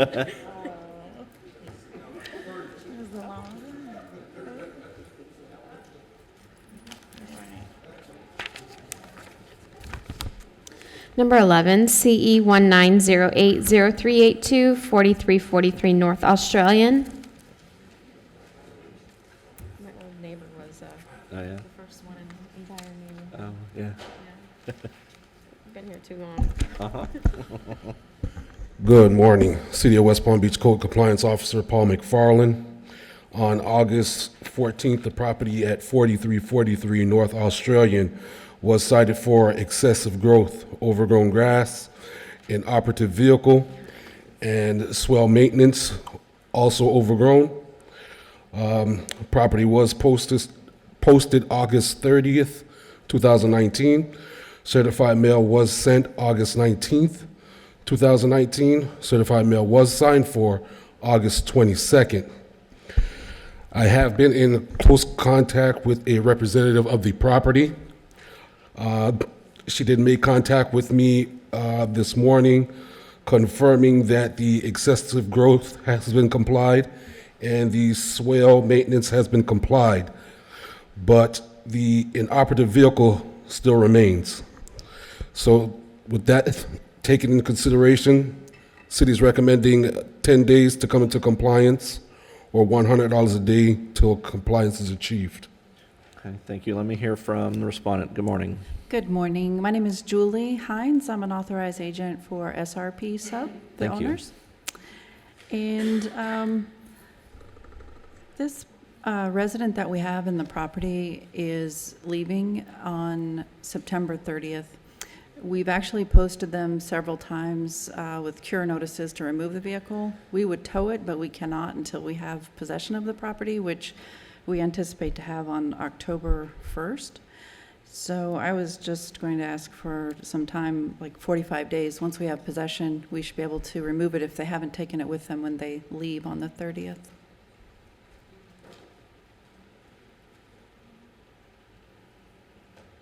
So October 4th is a Friday. I'm thinking and give you till October 4th to get it out of there. Okay. Any objection from the city? No on that? objection. All right, then that's what we'll do in this case. We will, first I'll find proper notice. We'll find the property remains in violation of 34102B, but has complied with the other code sections.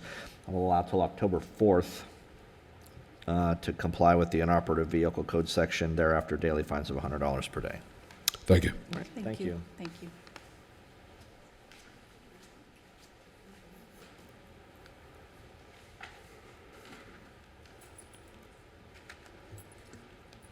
Number 16, CE 1907-0448, 443 32nd Street.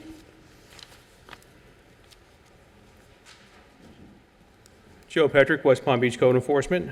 This case in reference to an occupied single-family residence that was issued a notice of violation via certified mail and posting on July 26th for awnings in disrepair, areas of the house in need of painting, particularly around the doors and windows, missing address characters to the rear of the property along the alleyway, which is required by code, a damaged fence in the front of the property, and overgrown grass in the swale and yard. The notice of violation gave 30 days to comply, to repair, remove the awnings, paint around the windows and doors, post address characters, and repair fence, and 10 days to mow the grass. After notice of violation was issued, I was contacted respondent, Mr. Van Dyke, who's present here today. He's been very cooperative. The property is in compliance with code sections 18103I regarding the awnings, 78-6 regarding the address characters. They've been posted along the rear alleyway, and 94-446-2, the grass has been mowed. Section 94-302A4, the fence remains in violation. Mr. Van Dyke, he's working with the city. Apparently, some of the damage may have been caused when the city was repairing the sidewalk in that area, so he's working with the city to take care of that. But that does remain open at this point. And 18106G, the paint around the windows and doors still need to be addressed, and Mr. Van Dyke indicated that he's willing to take care of it. He just needs a little more time. The city is asking for compliance within 30 days or a $100 a day fine be assessed. All right, let me hear from the respondent. Yes, sir. Yeah, Caleb Van Dyke, 443 32nd Street. Painting, absolutely, 30 days is plenty of time.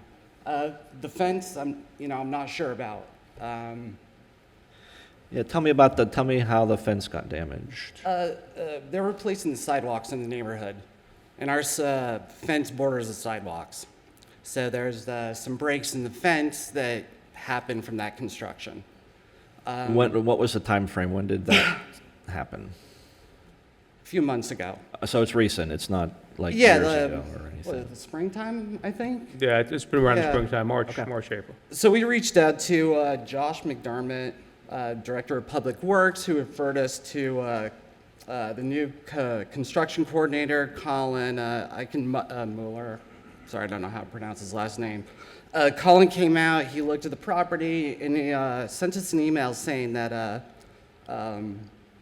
he's expressed the necessity for repairs to the fence, and as soon as he's given a work schedule, he'll let us know. However, that was back in June 28th. So we're trying to get a hold of Colin to see where we are with that. Okay. Try to find some resolution. Obviously, we'll fix it if they won't, but we believe they will. Okay. Anything else on this one? Nothing else, sir. Okay, so I am going to find proper notice. Respondent is present. You had certified mail and posting. I'm going to, based on the testimony and the evidence, the property has complied with 18103I, 78.6, and 94.446.2. I'm going to find the property in violation of 18106G regarding the paint. We'll allow 30 days for compliance. Thereafter, daily fines of $100 per day. Based on what I'm hearing about the fence, and even the city acknowledged that it's possible that the city damaged the fence, I'm not going to make a finding of violation on the fence at this time. If you guys figure out that, in fact, it was not the city that caused the damage and can show me that it was on the respondent, then I'm happy for you to bring that back. But at this time, based on what I've heard today, I'm not going to make a finding of violation on the fence. Okay. Just the paint. Okay? Okay. All right. Thank you very much. Thank you. Yep.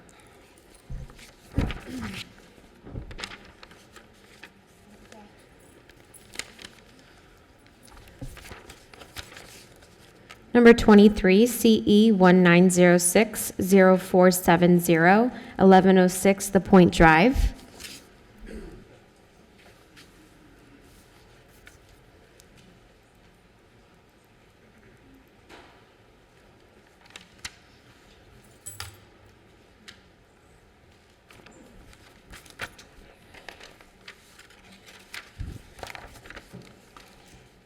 There's number 22 and number 23, same owner. Okay, I can call it together. 22 and 23. And number 22, CE 1906-0469, 1401 Village Boulevard, Unit 923. Officer Levine, City of West Palm Beach Code, 1401 Village Boulevard, Unit 923, was cited for failure to obtain a rental license and certificate of use. Service was achieved by certified mail, which was signed for on 6/28/2019. There is an active application for a license in the system. However, there's no inspection on the unit. I've left 2 messages for an individual at the management company by the name of Alicia on 9/9 and 9/12 respectively. And it's only on yesterday afternoon, probably around 2:20 in the afternoon, I got a call for an inspection, at which time I informed them that there was going to be a hearing today. City is requesting 30 days to come into compliance or $200 a day thereafter. Now, does that apply to both cases, or are we just talking about 1106? It applies to both cases, yes. Okay. The notice, your testimony about the notice, the certified mail, and the lack of inspection, all of that applies to both? No, sir.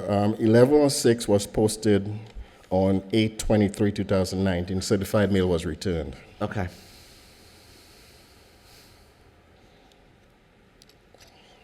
All right, let me hear from the respondent. If you can tell me your name and address, sir. More Junior Brown, property manager, 2300 Palm Beach Lakes Boulevard, Suite 306, West Palm Beach. Okay, and you're here for both 1401 Village and 1106 The Point? That is correct, sir. Okay. So in regards to the notice we received, the owners live in South America. I'm the property manager, so I'm assuming the mail was sent to the Miami address, which is actually a mailbox.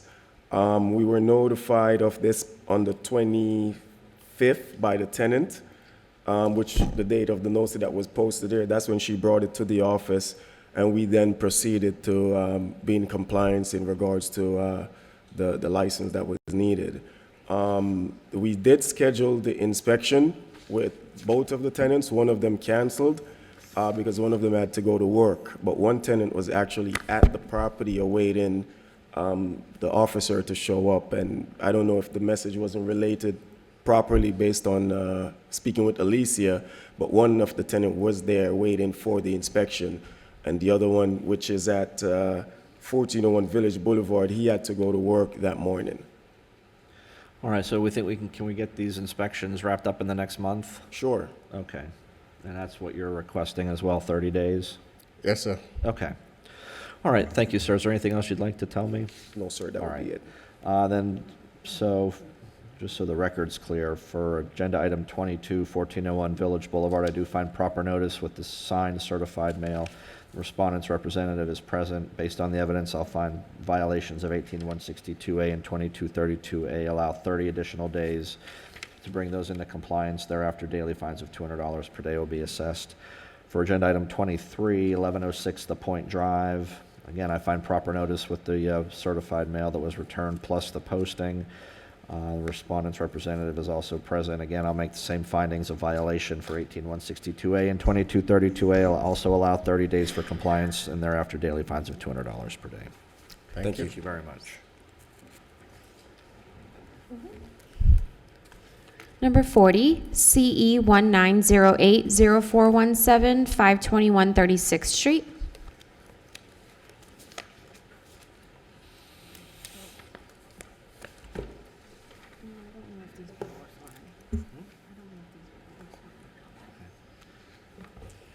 Before you start, gentlemen, were you sworn in when I put everyone Yes. under oath? Okay, just making sure. Thank you very much. Christopher Thompson, City of West Palm Code Compliance. Property at 521 36th Street was cited on 8/20/2019. Notice of violation was posted in City Hall on 8/20/2019. Certified mail was also sent on 8/21/2019. The property was cited for illegal use of land. There were some tenants there that were having pay parties. The homeowner was I did make contact with the homeowner, and at this time we're asking for a one-time fine of $250. Explain to me again what the violation was. Illegal use of land. They were having parties, pay parties, charging people to come to party in the house. Gotcha. Okay, let me hear from respondents. Yes, sir. Hi, my name is Emmanuel Miranda, 521 to 36th Street, West Palm Beach, Florida, 33407. And I have my partner here as well. Hey, my name is Eric. We live in Jupiter, Florida, 15338 97th Drive North. We use this property as an Airbnb. This was a rental that a tenant had rented this property for the weekend for an engagement party. We had approved a 10-person guest list for this engagement party. We had no idea that they were going to be throwing a big 30, 40-person party, and they weren't charging cover at the door. Once my neighbor called me and I found out they were throwing a party, I contacted them. They shut the DJ down. They stopped. They were selling food for donations for the bride or engagement. So what they were doing is they were selling ribs and chicken in the backyard. I called them. They shut it down. Party's done. It's not a typical thing that we have. I run this as an Airbnb for families to go to, not for parties. So it was something unbeknownst to me. Once I found out, I went and shut the party down right away that same night. Okay. I'm sure everyone appreciates you being responsive in that. So, regard. Yep. So I do have a copy of the flyer. The flyer does say that it's a $15 to enter the party. And also, this is the second party. This is not, this is a one-time thing. This is actually the party number 2. Can I see the flyer? Yeah. Why don't you show it to the respondents first? Yeah, see, I've never seen this flyer myself. Yeah, I do have a copy of the thing that they were handing out saying that they have ribs for 15 and chicken for 10. And also the conversation that we have in Airbnb with them. Okay, hang on. I got everyone talking to me at the same time. So let me, give me just 1 second. Go ahead and again, I need you to talk into the microphone.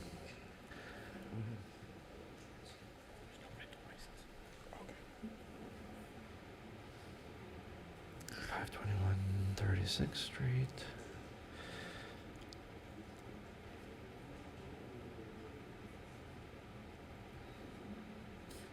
Wet Fest 2. Yes, the second Wet Fest. Okay. And also, there's no rental license on the property as well either. Okay. Okay, I'm sorry. Go ahead. I do have conversations from the Airbnb site, talking to them, communicating and telling that a party is not allowed and that was not approved. That we have the conversation, she admitting that they had a party and they apologized, etc. Okay. All right, I appreciate that. Anything else from the respondent? No, it's just Anything this is not a typical thing. That's not what we rent our house out for. Anything else from the city? No, we're just Okay. asking for a one-time fine. Yep. Okay, so this is agenda item 40. I do find proper notice, respondents are present, also with the posting and the certified mail. Based on the testimony and the evidence, I do find property to have violated 94-6 restriction on land use. I will assess the one-time $250 fine. I again appreciate you being responsive, but that's the risk you run when you are in that kind of business. You gotta be careful of who you rent to, I guess. So I will sign that order. Thank you very much. Thank you. Thank you. Thank you.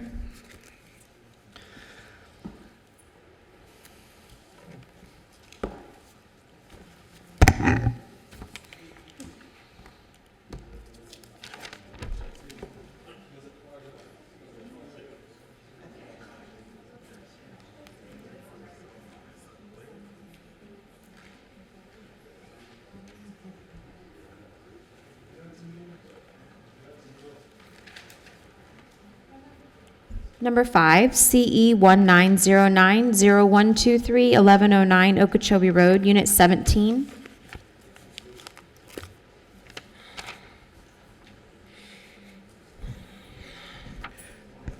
Michael Williams, Code Enforcement Officer, City of West Palm Beach.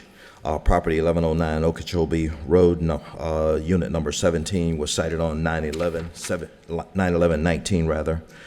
Certified mail was sent on 9/12/19. The property as well as City Hall was posted on 9/12/19. Property was cited for 22-32-A. certificate of use violation, 82-144, business tax receipt violation, and 94-6, restrictions upon land usage. This particular property, this is a unit that's being rented out. The respondent, who's here today, applied for a business license along with the certificate of use starting back in January of this year. And part of that process, in order to obtain the business license, certificate of use, is he needs to get the fire inspection, also inspection via code enforcement, provide the necessary documents in order to run the business that he applied for. He would also need to provide the state license, the WPB-TV, for the alcoholic beverages. Now, I did receive a couple anonymous phone calls indicating that the business had been operating at late hours beyond the scope of when he's supposed to be operating business. However, I can't verify that information. That said, the business should not be operating at all due to the fact that he failed a fire inspection. Also has not provided to date the state license, the WPB-TV, with regard to the alcoholic beverages, the sale of alcoholic beverages, if in fact that is going to occur at the location. He did apply for that initially, and so what the city is requesting that the business immediately cease and desist all operations until all of the proper sign-offs are obtained, and also he provides the state license for the alcoholic beverages. The respondent indicated to me that the fire inspector did come out on last evening. He has a document, but in looking at the document, it presents a little bit ambiguous, because I don't know whether it's checked off that he passed the inspection or that he needs another subsequent inspection. So that said, I did place a phone call to the fire department on last evening just so that I can get personal clarification, because they have not gone into the system as of yet and indicated whether he passed or failed the inspection.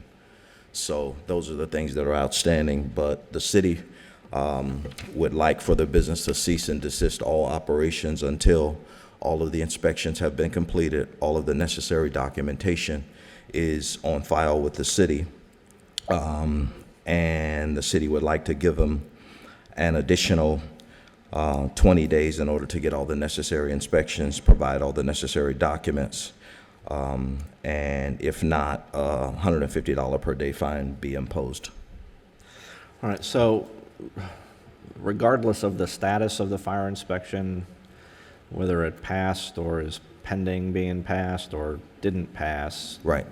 As we sit here today, there's no certificate of use, there's no business tax. Right. He has made application. However, he has not gotten the necessary inspections, and in order for the business license to be validated. All right, and then one last question. In the event alcoholic beverage sales is part of the business, will that state level license be required before the city issues its certificate? Yes, it would be. If he's indicating in his application that he's going to be selling alcoholic beverages, then yes, of course. Okay, so that's part of your... Right, absolutely. Okay, let me hear from the respondent. Yes, sir. Hello, my name is Alex Weir, 9095 Bamboo Street, PGA. I did have the fire inspector yesterday. I did apply for everything, beer and wine license. Originally, I started as a recording studio with a rehearsal room. And, tenants come and rehearse, and they would bring their own beer, so that's why I applied for it. Like in New York, they have the studios, and you sell beer there, too. Okay.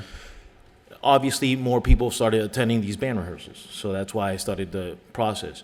And that time, I lost a major account that helped me finance everything, because I am a producer. Yeah. That was helping me finance, so everything kind of got held back, and I was just trying to keep my studio because I produce during the day, all day, photography, filming, video for large companies in South Florida. So what happened is that with the little independent jobs, I kept the studio open till now, and I did throw a few parties, which I apologize, but nothing to make any money. It's all for the arts. It's always been an exhibition of arts. Everything is in donations, so, you know, those last few parties. Now, I do want to comply with everything. That's why I got into the business. I'm getting back on my feet, so that's why I'm processing everything now. Fire inspector did came yesterday. I don't know what's wrong with the form, but he did pass me. I'll show it to you, but I know what he's saying. There was something that wasn't checked off. The beer and wine license, everything, the police approved me already. They took my picture and went to the state. I just needed the last couple little things to finish it off. All right, so I mean, let me ask this question. The city is suggesting 20 additional days to get all of this done. Do you think that? Oh, heck yeah. I'm on it every day. Because I have no objection giving you the 20 days. But I don't want to set it up for failure either. If you No. I'm on it every day. This is my priority right now. Okay, then. And I appreciate Mr. Williams helping me out a lot. You know. All right, is there anything else that you'd like to tell me? That's it. All right, then, in this case, I will find proper notice. We'll find, the respondent is present. I do find the violations of 2232A, 82-144, and 94-6, but we'll grant an additional 20 days for the respondent to bring those into compliance, complete the inspection processes, and get the certificate and business tax receipts taken care of. Thereafter, daily fines of $150 per day. Okay, thank you very much. Thank you.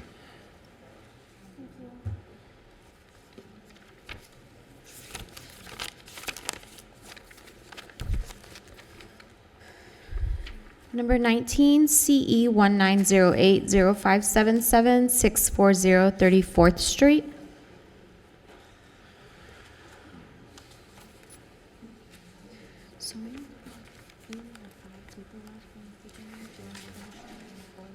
Yeah, let's bang out with whoever's here, and then Is that, okay. Joe Petrick, West Palm Beach Code Enforcement. This repeat violation case in reference to a vacant single-family residence that had a tree blocking an alleyway, weeds and overgrowth and debris on the property. The respondent was found in violation for the same code sections, 18106A for the debris and 18106B for the weeds and overgrowth, and 744C4 for the tree on May 2nd, 2018. The order gave the respondent 5 days to comply or abatement by the city. After 5 days. The respondent complied on May 9th, and the city didn't have to take any action on the property last year. I first observed this repeat violation on August 28th and issued a notice of hearing on August 29th via posting and certified mail. After notice of violation was issued, I was contacted by the respondent's sister, Caroline, who's present today, and we discussed ways to bring the property in compliance. We spoke on a few occasions while she was attempting to achieve compliance. This morning, Caroline sent me some pictures of the property. The major issue was the tree branches just simply had to be removed from the backyard. That was the only issue that was outstanding. It appears that has been taken care of. So I'm going to put the property in compliance as of this morning and asking for a fine of $25 a day. That starts back on August 28th when I first observed the violation.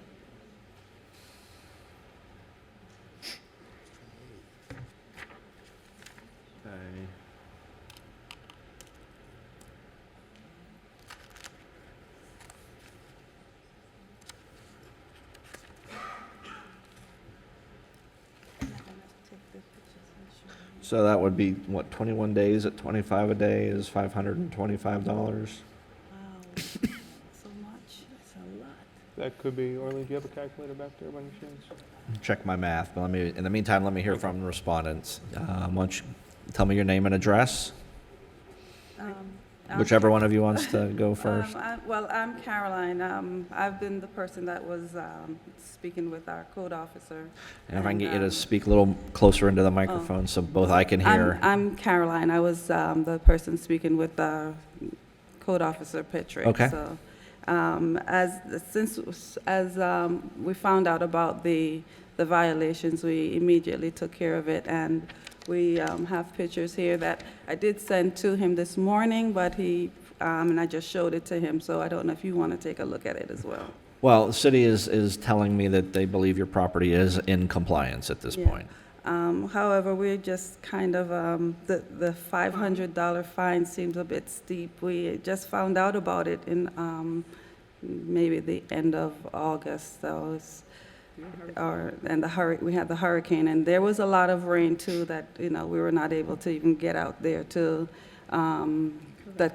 correct the issues. Tell me about the case from May of 2018.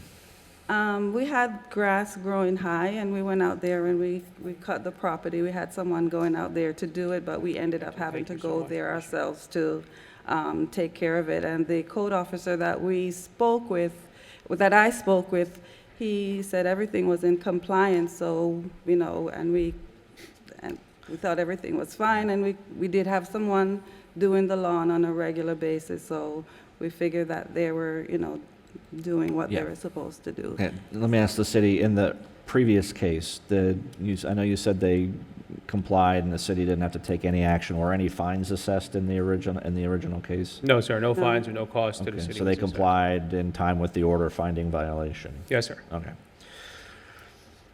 Okay.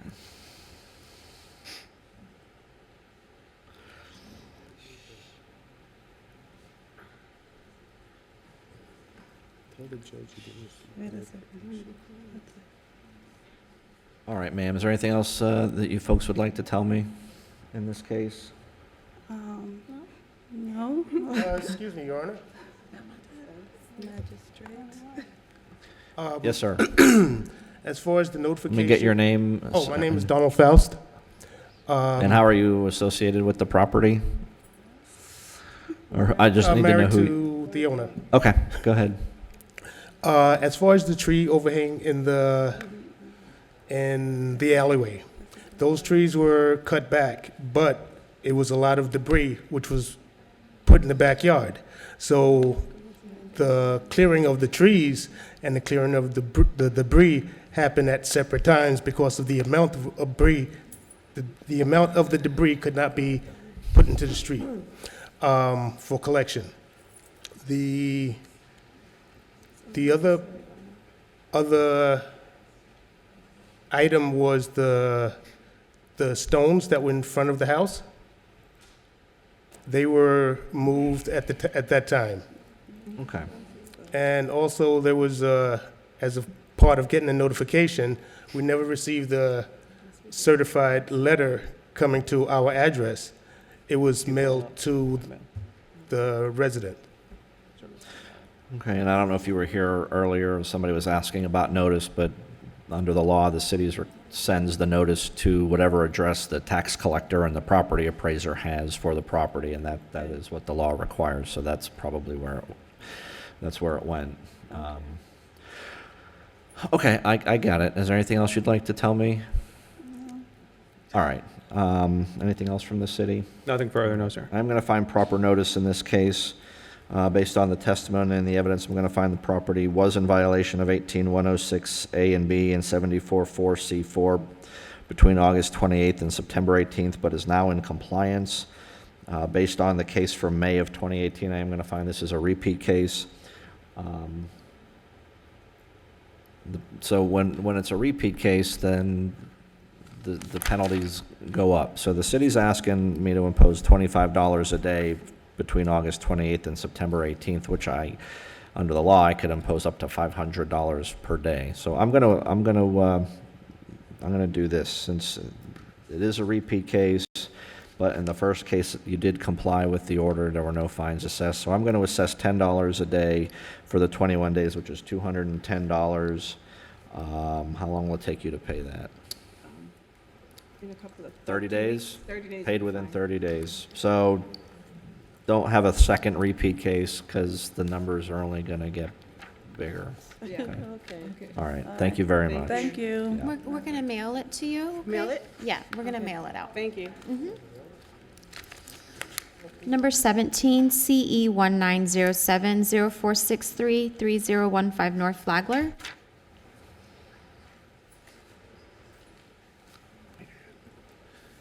Joe Petrick, West Palm Beach Code Enforcement. This case is in reference to a vacant single-family residence that was issued a notice of violation via posting and certified mail on July 29th for roof and disrepair, particularly the soffits, damaged light fixtures on the property, and unmaintained landscaping. The notice of violation gave the respondent 30 days to comply by repairing the roof and soffits, repairing the electrical fixtures, and maintaining the landscaping on the property. After notice of violation was issued, I was contacted by the contractor, John Ross, who's present here today, and we discussed the violations. Mr. Ross has been very cooperative and explained that a partial demolition permit and some other permits, including roof permits, would be applied for.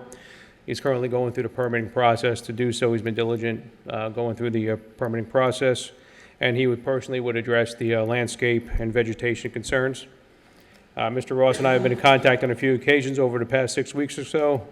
The vegetation issues were addressed at one point, but unfortunately, as of Monday, the last time I was at the property, a large pile of landscaping debris found itself on the driveway. It's been since moved to the street for pickup. It's not in compliance until it gets picked up. Okay. Okay. As far as the roof and the light fixtures are concerned, code sections 18103B and 18103I, like I mentioned before, it's going through the permitting process.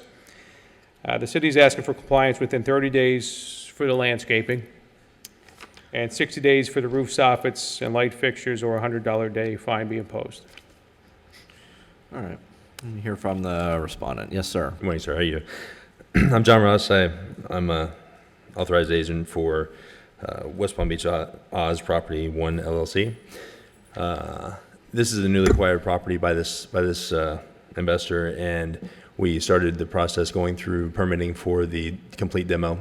It was stopped at that time because of hurricane season coming in, because they don't want to see just exterior walls out for the renovation. Sure. So at that point in time, we revamped, and here's the plans to be turned in through the architectural firm and engineering for the complete set, because the city, my building officials wanted to see exactly what we were building to approve that. So I'm just waiting for additional documents through the trust company to be submitted through West Palm Beach for this part of the application process. The full complete application for demo was already turned in, and it's put on pause waiting for these plans to be turned in. Okay. You think that it's reasonable to believe the demo can occur within the next 2 months? I mean, that's basically what the city's asking for, I think, is 60 days. It's just going through the process. I would ask that maybe I get 90 days, only because this is a pretty extensive project. Okay. Do you have any objection to 90 days from the city side for the demo? No, I don't. Okay. No, I don't. I think that's probably reasonable given the circumstances. I don't have any objection to that either. Is there anything else you'd like to tell me, sir? We have since hired a landscape crew to take care of the property and maintain the grounds. Okay. Until all the demos ready to start. Okay. Yeah, because I do agree with the city's recommendation on the 30 days on the landscaping. I think there's no reason that needs to be outstanding, even though we're proceeding with a rebuild.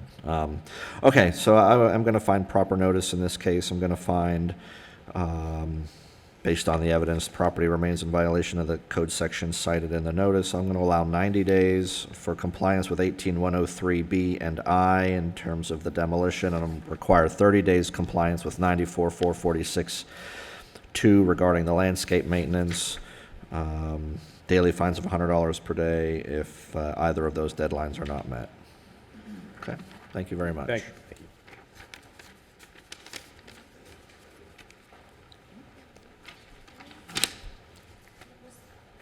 Number 66, CE 1908-0300-645 58th Street.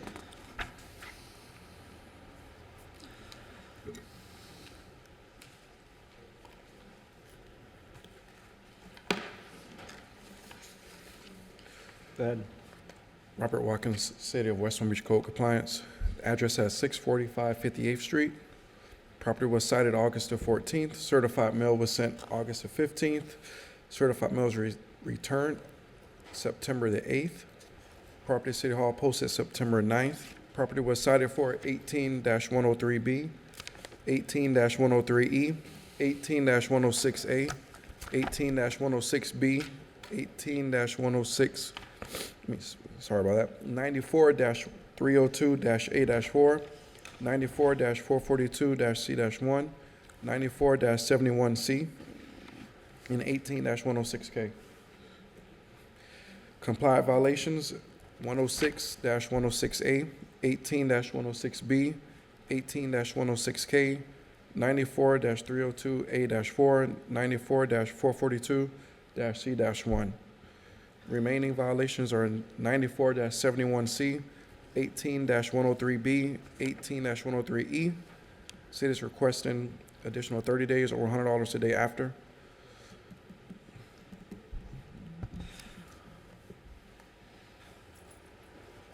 Okay, let me hear from the respondent. Yes, ma'am. Hi, my name is Sun Lu. I'm the owner of this property. I want to say one thing. The fence, I think I've been talking with Robert. I think the fence is not mine. It's my neighbor's fence. Regardless, the city's told me that that is a complied situation. Oh, it's a complied, It's not in violation anymore. Oh, okay. So, but we do have the door. We have the permit, and the guy is working on it. Okay. So, can I have a 45-day?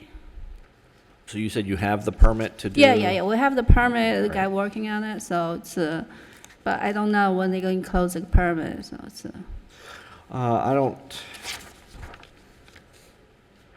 Let me ask the city on the request for 45 days, on the, at least on 18103B and E. Well, she replaced the glass in one of the front windows already. The door was, actually the work was started before the permit, and the door is completed. As when I passed by there yesterday, the door is completed. So I would give 30 days, because only the other options that she has, the things that are left, are the framing around the door. There's still gaps at the top and bottom, so she would need someone to do weather stripping or something like that. Okay. So I think 40 to 45 is a little excessive. 30 days should be enough. just time. 1 second. The door is working. We do need some more work. If you're talking with the building, we need the guy need to go back and put a little bit of board on top of it. So it we was do need routed an at the top. inspection. Yeah. So it's, I think 30 will be fine, but just in case, Okay. Here's what I'll do in this case. I am going to find proper notice. The respondent is present at the hearing. Based on the testimony and the evidence, I will find the property remains in violation of 18103B and E. I am going to go ahead and grant the 45-day request, but I want that to get done. So if it's not done within 45 days, I'm going to impose a daily fine of $200 per day. On 9471C, I also find that to be in violation, and I'm going to accept the city's recommendation on that of 30 days to bring that into compliance, or daily fines of $100 per day on that one. Find the property has complied with all other code sections cited in the notice. Okay, thank you very much.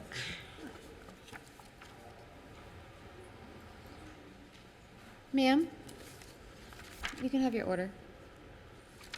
Just finishing it up. Have a nice day. All right. Okay. Where to? 52. Last two. 52 and 53. 52.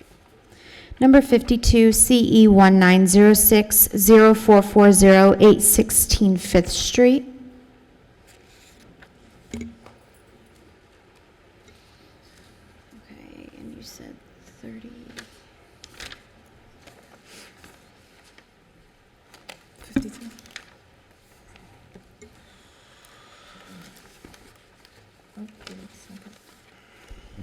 Good morning. Cassandra St. Hilaire, Code Enforcement Officer with the City of West Palm Beach. This property was initially cited June 24th. Certified mail was sent out and signed for June 27th and also on September 10th. The property was posted on July 11th and also on September 6th. This property was cited for 1813B, 1816A, 1816B, 1816G, 7434A1J, and 94446-2. This property has complied with 7434 A1J, 944462, and 18106B. I've had no contact with the property owner, but I have been in contact with Nadine Dennis, who works for Habitat for Humanity. And after our conversation, the city is asking for an additional 6 months or $50 per day until compliance is achieved. Okay. Yes, sir. Hi. Good morning. Philip Dozier, 816 5th Street. This house has been under construction through Habitat for nearly a year now. And what they're planning on doing is restoring the whole house completely, the whole property. Okay. And that's where we're at. All right, so the city is suggesting an additional 6 months to get that done. Is that, you're in agreement with that? Yes. Okay. All right, is there anything else you'd like to tell me, sir? All right, thank you very much. Then in this case, I do find proper notice, respondent is present, and you had certified mail and posting in the file. Based on the testimony, I'll find the property remains in violation of City Code Sections 18103B, 18106A, and 18106G, but has complied with the other sections cited in the notice. I'll grant the request as agreed to by the respondent for an additional 6 months to bring the property into compliance. Thereafter, daily fines of $50 per day until compliance is achieved. Thanks.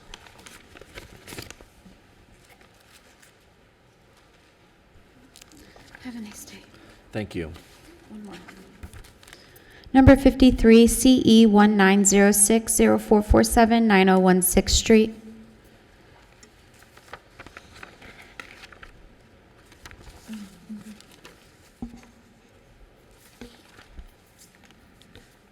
Good morning. Cassandra St. Hilaire, Code Enforcement with the City of West Palm.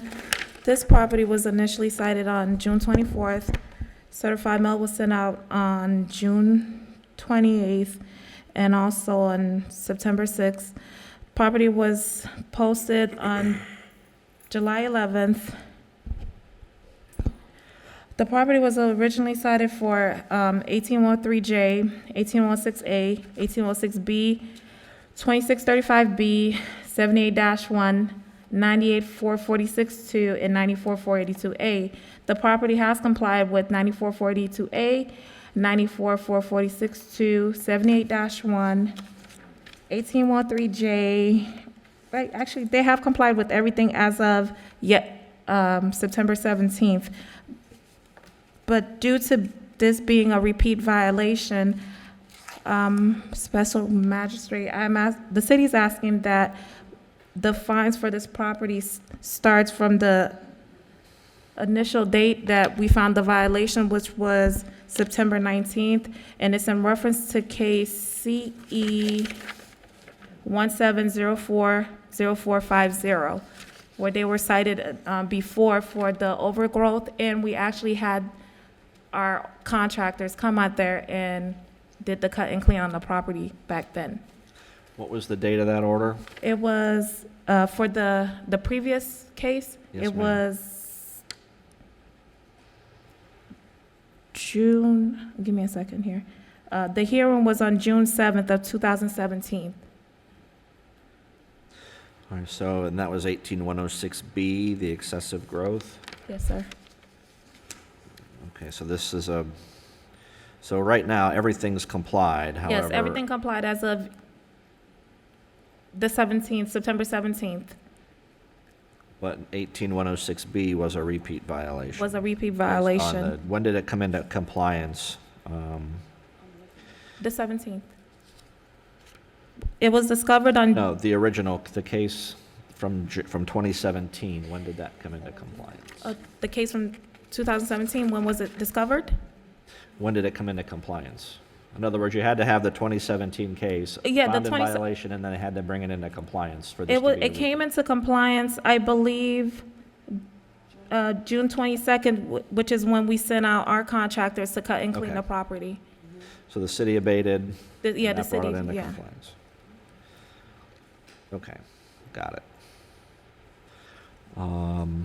And when was this 18106B, tell me again when that was discussed, when it was That was observed? discovered on June 19th, but the notice of violation was sent out, was June 24th. And compliance was yesterday, September 17th? Yes, sir. So the city's requesting a finding of repeat violation, and what are you requesting for the fines? We're asking from July 19th, when it was discovered, till September 17th, that $100 per day be charged. $100 per day. So we're talking about 10 plus 31 plus 31 plus 17, 9. Cassandra?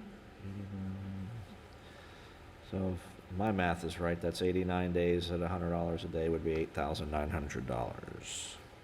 Okay. All right, let me hear from the respondent. Yes, sir. I spoke with the code officer here. She said she wasn't decided on whether she's gonna fine me or not. When I did contact her, I did get the grass cut immediately. Everything was taken care of. I have my lawn man come once a month, but because of the rain, the grass overgrew this time again, which I apologize to her for, and I did tell my lawn man since then every 2 weeks to have everything taken care of. All the other violations were taken care of as well.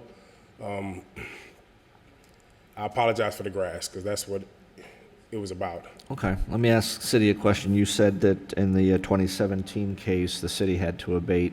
Were those costs assessed and were they paid back, or is there still a lien on the property, or? I'm not sure if it was paid for, but I don't really know how that process works. I just knew that our contractors sent us the invoice and we paid them, but I'm not sure if.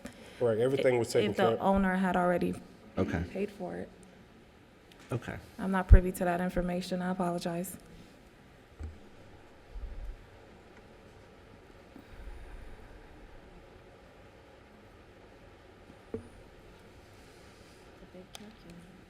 All right, anything else you'd like to tell me, sir? Yeah, in 2017, the property was vacant at the time. My tenant moved out. I wasn't even aware that they had moved out, and they were taking care of the grass themselves.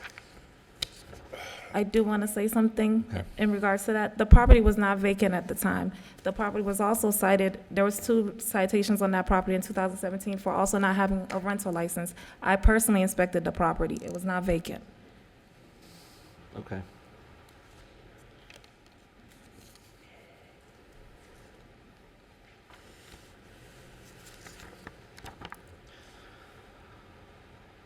All right, anything else you'd like to tell me, sir? No, sir. Okay. So I do find proper notice, respondent is present, the city had certified mail-in posting notice in the file. Based on the evidence and testimony, I will find the property is now in complete compliance. However, section 18106B regarding the excessive growth was in violation between June 19th and September 17th for a total of 89 days. That's a repeat violation based on the 2017 case where the city had to enter the property and abate the violation. I'm going to assess daily fines in the amount of $20 per day for those 89 days, which is $1,780. How long will it take you to pay that, sir? I'm not sure. I'll give, 90 days? Yes. Do that within 90 days. Okay, thank you very much. Thank you. And we'll mail your order, okay? Thank you. Is that it? Okay. Are we good? Does anybody need 5 minutes, or are we good? It's up to you. Okay, okay, all right, let's press on. So we're going to move on to the other matter agenda and take care of the folks who are here for that. Okay. We're gonna go to number 12. 12? Okay. How many are there? The what? Okay. All right, and before we get started on this agenda, If you weren't here this morning when we started and weren't sworn in, if you're going to be speaking to me, I do need to place you under oath, so if you'll please stand and raise your right hand. Okay. Each of you swear or affirm under penalties of perjury that your testimony this morning and/or this afternoon will be the truth, the whole truth, and nothing but the truth. Thank you. You can have a seat. And again, we'll call the cases in the order they were signed up. When your case is called, please come up to the podium to my right. We'll hear from the city's witness first, and then I'll hear from the respondent, and in all likelihood, we'll enter an order today that grants some relief in some form or fashion. All right, let's do it. Other matter number 12, CE 17030415, 624 Kiefer Street.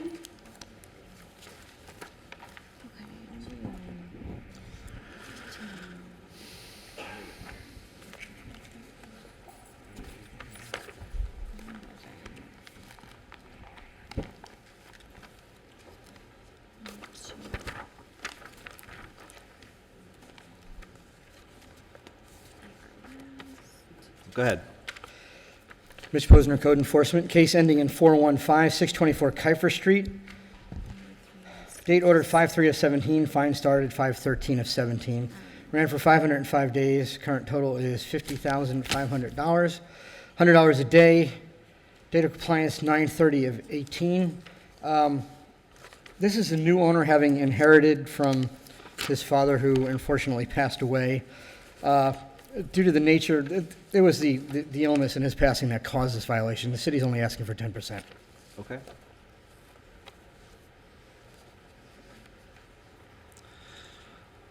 Yes, sir. Well, Your Honor, it's Pedro Zamora, 2501 South Ocean Boulevard, Boca Raton, Florida. I probably need you to speak a little louder into the microphone. I'm having a hard time hearing you.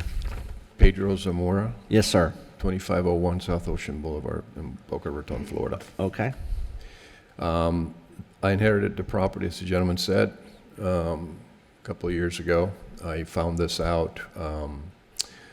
My elderly parents used to own this property. My father had actually done everything. And unfortunately, he took his own life back in the year that actually the violation started, which was the 16, I believe 15 and 16. So in 18, when I found out about the violation, as I was taking over the estate, that's when I paid.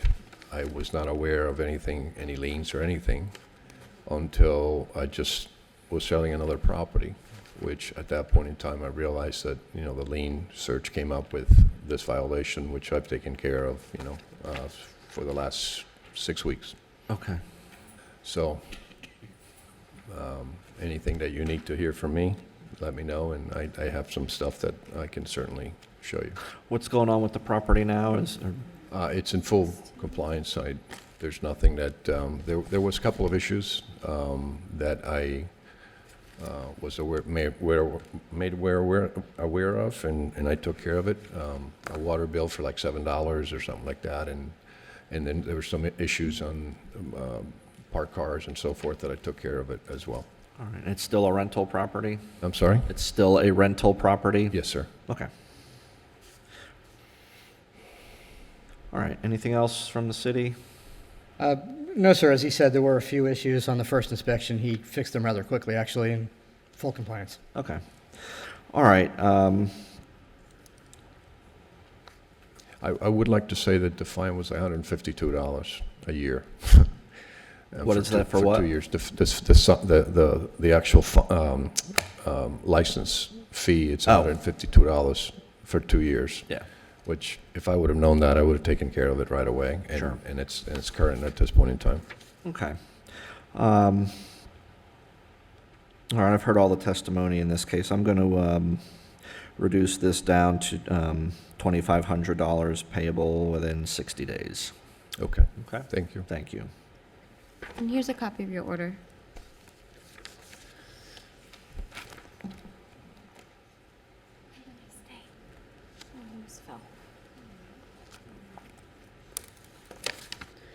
Other matter number 4, CE 17020208, 2017 Wilkins Ave.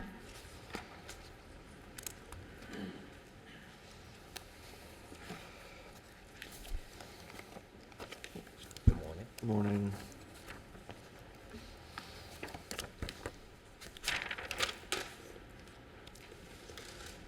Go ahead. Case ending in 208-2017 Wilkins Avenue, date ordered 3/15 of 17. Fine started 4/15 of 17, ran for 794 days, total $79,400. $100 a day, date of compliance 6/18/19.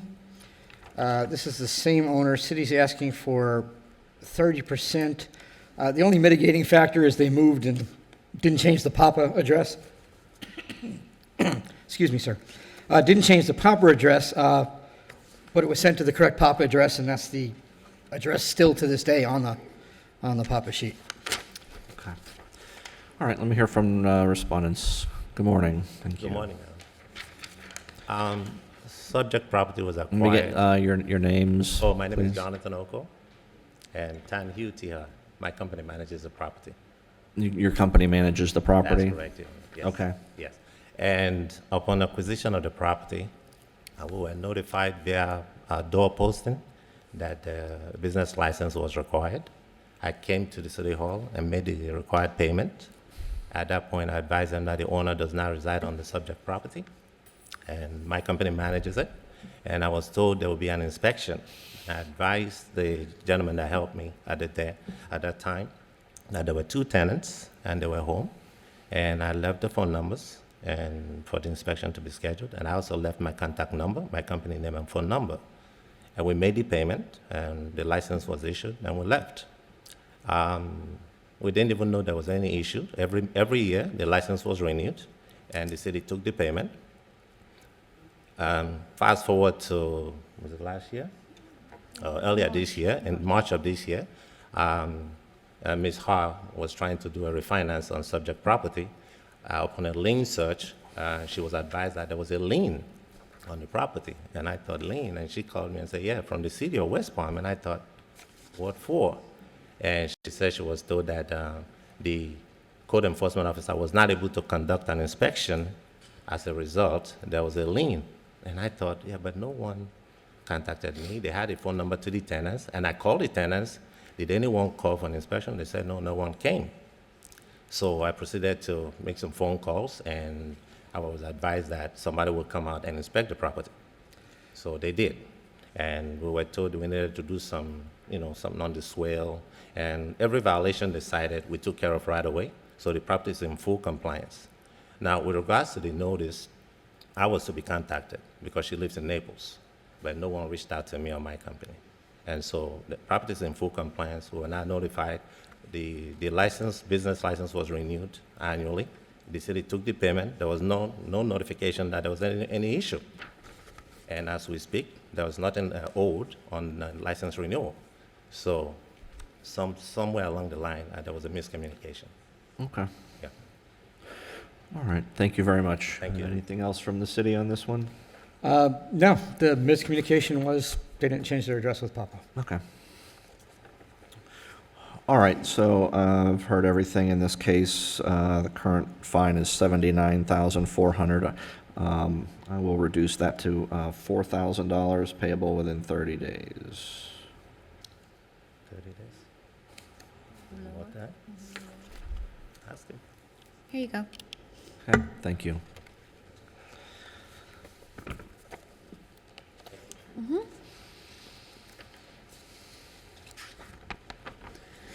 Other matter number 1, CE 03010325, 806 Briggs Street.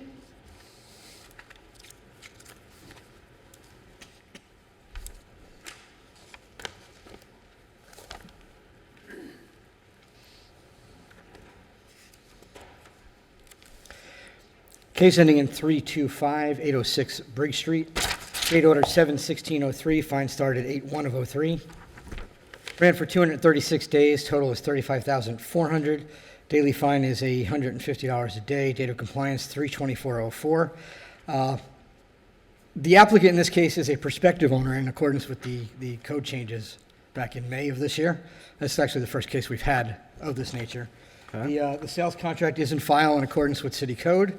And of course, any decision today is effective starting the date of the sale taking place. City's only asking for 25% from the prospective owner. Okay.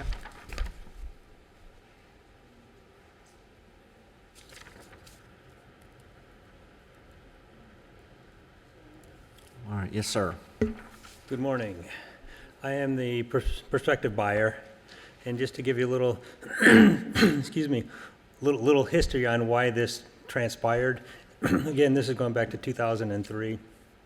We'll say owner number one, it was a vacant lot, husband and wife, and I guess there was debris, landscape material on the lot. That's my understanding. Husband and wife purchased the lot on October 17th of '03 to build a house on the lot. October 31st is when the fines started, so it's 2 weeks later. So that's why you get a title search, I guess. In 2004, they built a house. The fines were, I guess I would assume everything was taken care of code enforcement wise. The fines were stopped, and shortly after that, the husband died. He handled all the finances. The husband the wife didn't know anything about this situation. Fast forward to today, she wants to sell the house, title search, up pops the lien. We're here, everything is taken care of, and any leniency you can give us would be greatly appreciated. We're here to help, and we're going to pay the fine today if that means anything. Okay. Just a quick question on the agenda. There's some code I'm not familiar with on this. I don't know. Usually it tells me what the violation was. And The case is from 2003, so that code is probably no longer a good code. Gotcha. It's a very old case. Well, okay. Going back from him would be 2 owners ago. And that's why the city's only asking I 25%. understand. Okay, that makes sense. I mean, I would think that 25% of $37,000 is a lot of money, considering I'm number 3 here. Yeah. I mean, I just want to purchase the property and put this behind everybody. Yep. Okay. No, and so I've heard all of the testimony. The current lien is $35,400. I'll reduce that to $3,000, payable within 30 days. Okay. All right. Thank you. Yeah. I can get something here. Across the hall and pay it, yep. Yep. Other matter number 13, CE 17050462-249 Gregory Road.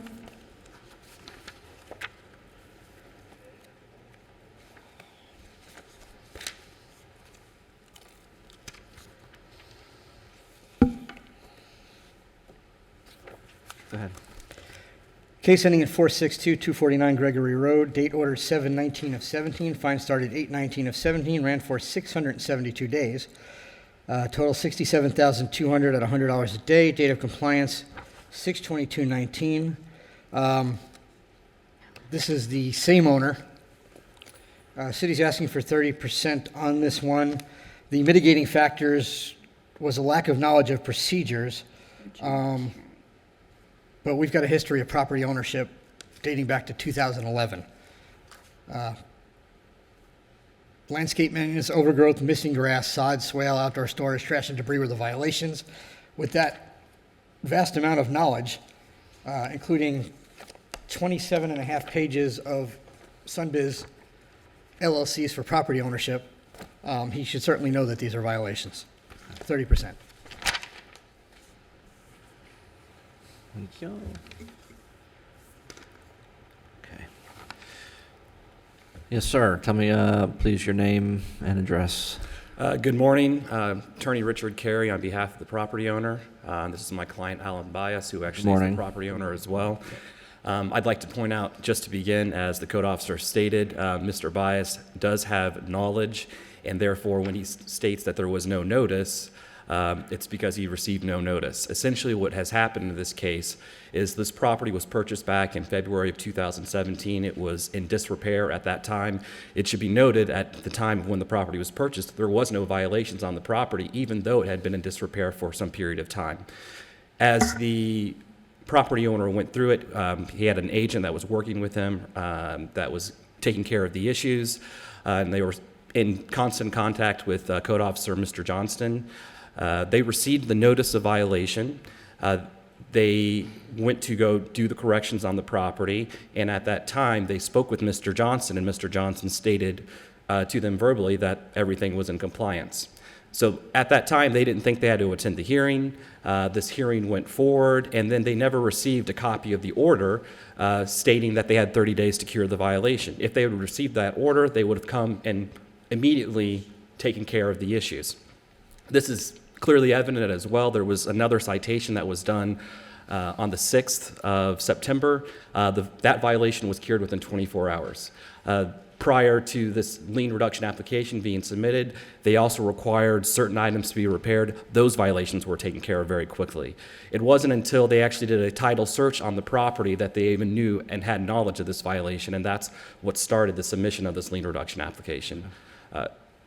Mr. Bias is he's owned a lot of properties. He knows what he needs to do within the city, and therefore it wasn't even an oversight on him because he would have taken and been proactive in taking care of the violation. We're simply asking for the fine to be reduced to the cost.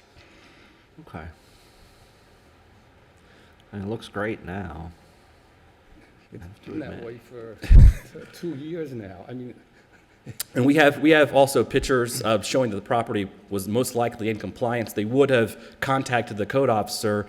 It just so happens that Mr. Johnson no longer works at the city of West Palm Beach, and that was their primary point of contact. Right. And we have pictures from a listing from earlier this year showing that the property has been in compliance. And I know generally, if the code officer does not have to go out to the property, or if someone does not spur the code officer to go out to the property, they're not going to go check. Mr. Bias would have contacted the code officer if he knew that this violation existed. yeah, we were waiting for the permits to come. We were waiting for the permits to come out to do the work. I mean, that house is from soup to nuts. I mean, completely done. All right. Oh,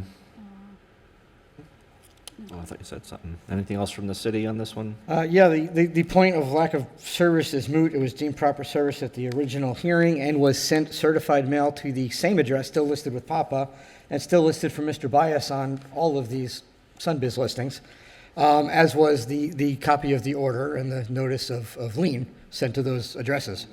Now, the certified mail was returned unsigned, but the city has no control over that. The people that spoke with Officer Johnston aren't even here to comment on that. And of course, Officer Johnston is completely unavailable as far as that goes as well. And this is the first time we've heard any argument of it was in compliance before that, or we would have looked at that issue as well. They did not put that on the application. All right. City's asking 30%. Anything else, sir?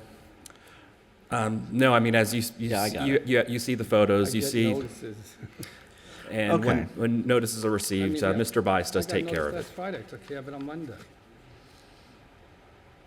All right, so here's what I'm going to do in this case. I have heard everything that everyone has said. The current lien in this one is $67,200. I'm going to reduce this to $6,000 payable within 30 days. Okay, Okay. thank you. Would you like a copy of the order? Yes.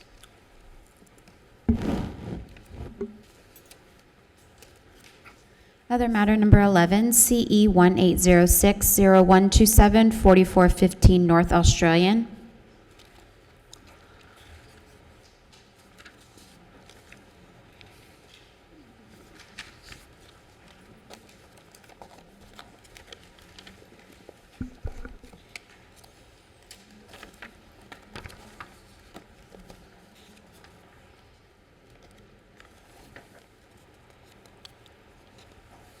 Go ahead.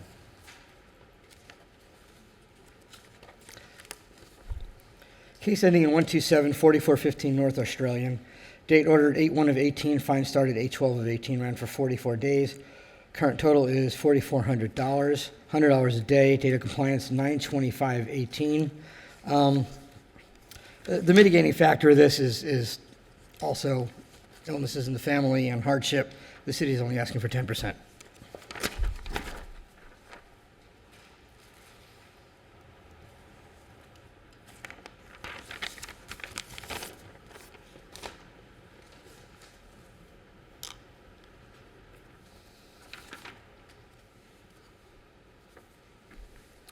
Yes, ma'am. Yes, hi. My name is Judy Mickens. I live at 4415 North Australia Avenue. I'm the owner of the house. My daughter mostly talked to the code enforcement because I was at work, I was at the hospital with my husband. So she can tell you more than I talk to you too, okay? Okay. Yes, ma'am. Hi, I'm Ashley Mickens. Okay, I'm trying to see like which one he's directing about. If he's directing about the shed for the violation or with the. According to the information I have on my agenda, this case, the violations had to do with improperly parked vehicles, inoperative vehicles, and garbage can placement on the property. Okay. Well, we put the garbage cans in the back. The vehicle that was there was in the backyard was the truck. And my brother, he removed that. So I believe that's what took us into the longer process of time with the overlapping. So the truck is no longer in the back of the yard. But then I know they was telling us about the shed of the house in the degree. So that's why I'm kind of puzzled about like what's really going on. I believe she's referring to the lien reduction inspections, not the actual case with the fine. There were other cases. No, that's another reason why the city's only asked for 10%. There is not a history of problems with this property, so. Yeah. Okay. Okay. Well, the garbage can is in the back that we've been doing, and the shed, not the shed, the truck is no longer there in the backyard. Yeah, no, I know everything's complied now. I don't think you'd be able to be here if you weren't in compliance. So everything's good right now. It's just that you have a $4,400 fine that you're asking to be reduced, so. Yes, because it was just my mom and my dad that initially was making, the payments and everything of the household. But my father, he passed away of May 26th of this year. So she's like only the income that we have now. So we're trying to see like how could this be reduced for us to afford to pay. Okay.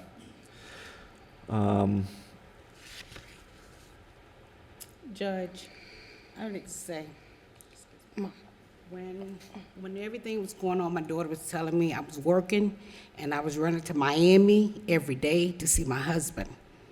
He had surgery March 2018. LVAD put in an artificial heart so he can try to live. Mm-hmm. So everything started taking a curve. And I'm trying to work, and my daughter tell me that I'm trying to go and take care of my husband at the hospital too. It's very depressing when a neighbor, I know it's my neighbor because all other my neighbors I get along with, and I never had no problem with this neighbor. I just got a privacy fence up put in. It's cost how I got it because money was left for my husband insurance. She come out in the backyard. I had Lowe's come in, the salesman. She come out starting stuff again. And I asked her what was her problem. Never gave you no problem at all. So what is the problem? I said, my husband's deceased. Right now I'm going through too much. What is the problem? I never called the police. When she had her kid's father staying there in 2017, he parked 2 cars in the backyard. He parked a truck on the side of the yard. He was a gentleman, came and talked to me and my husband.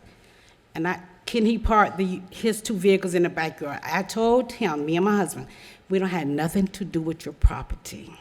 That's between you and the lady that owned the house. Okay. He was a gentleman, come and tell us that.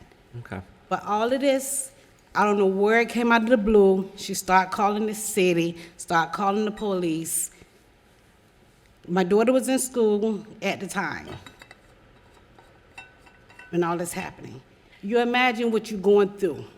And then my husband ended up dying. I was trying to get him home.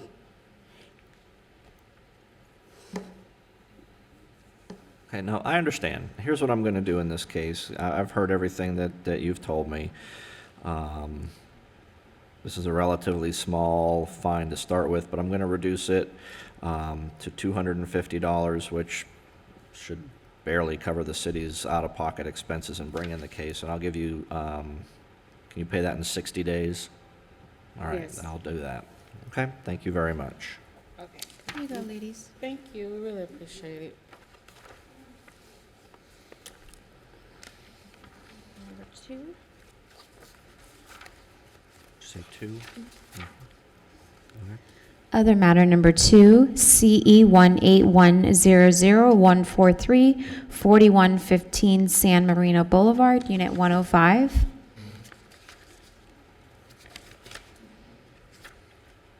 I think we'll need to say,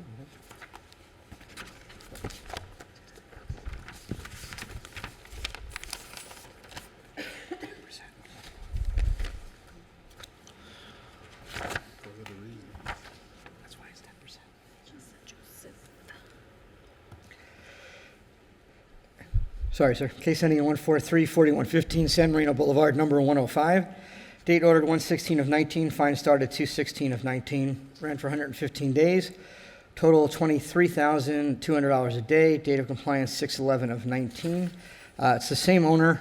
The major mitigating factor in this is the delay was caused due to a service member being overseas. In accordance with the Service Member Civil Relief Act, we'd certainly like to assist someone in this. The city's asking for a 90% reduction on this. Okay.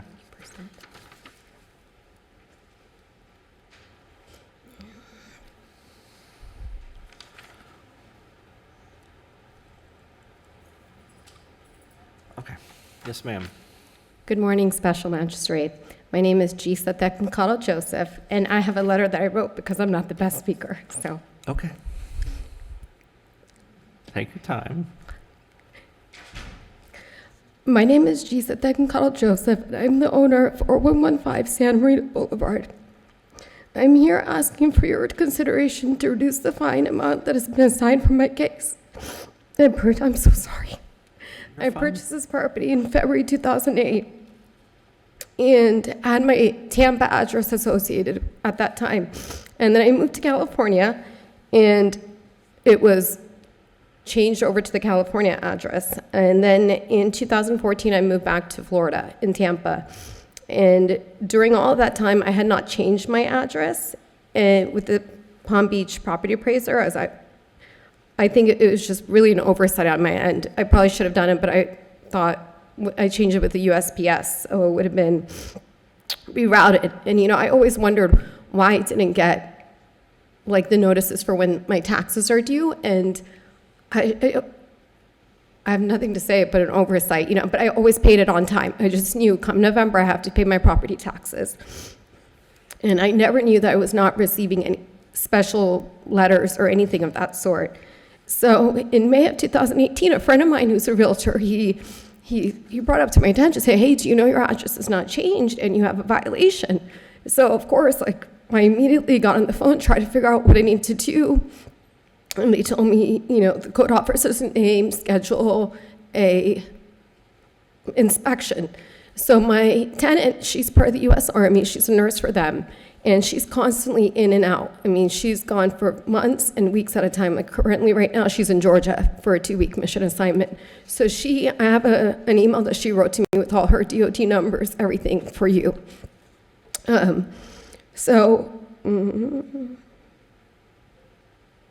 Had I known there was a violation on this property, I would have immediately paid for it. I would have signed up for the rental license. It was, a matter of $200 instead of getting a $23,000 fee. So I'm humbly requesting your consideration for this waiver reduction. I'm sorry that this is not addressed in a timely manner. The property's in full compliance, and I'm a stay-at-home mom. I have 2 young children. I drove from Tampa this morning with my youngest, picked up my mom. They're across the street at the library, and I have to leave right after to go pick up my oldest from school. So it's not like I have plenty of money to pay for this. Thank you for your time. I appreciate it. Here's- Take a look at that, sure. Why don't you show Mr. Posner the letter, and then I'll take a look at it.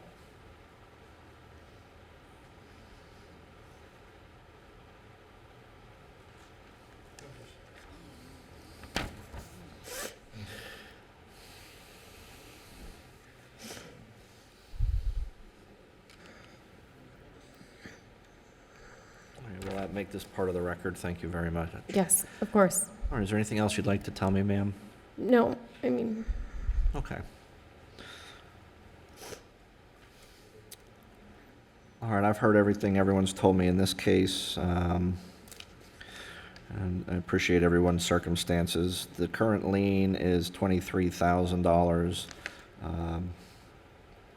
Given the circumstances in this case, I'm going to reduce that to $750. Can you pay that within 60 days? yes, thank you so much. Okay.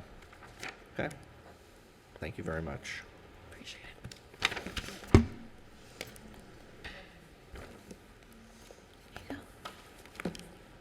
If you want to pay today, you can go right across the hall to the cashier's office.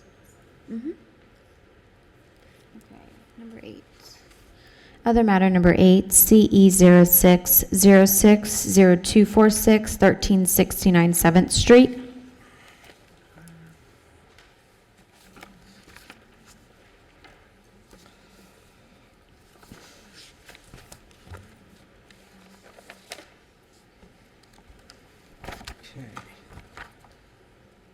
We're doing both together? What's the other There's one? 2 for 1369 7th Street. Oh, agenda item number 9 also, looks like. Yeah, let's do them, give me the information separately, but we'll take care of both of them right now. And other matter number 9, CE 09040158, 1369 7th Street.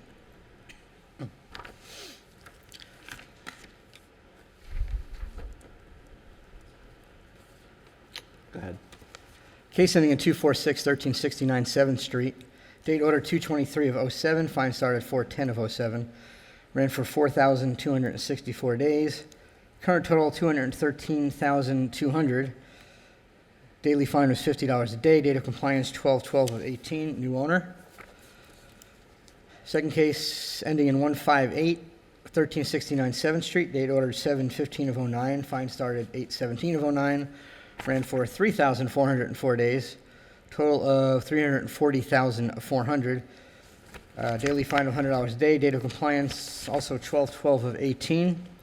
Normal ask for this would be standard 25%, but we do understand the size of the liens. City would like to point out that when we did the lien reduction inspections at first, we found all the work they were doing on the property wasn't permitted. And while we do understand they put some money into it, the property was purchased for $78,000, and they have it currently listed for sale for $219,000, 25%.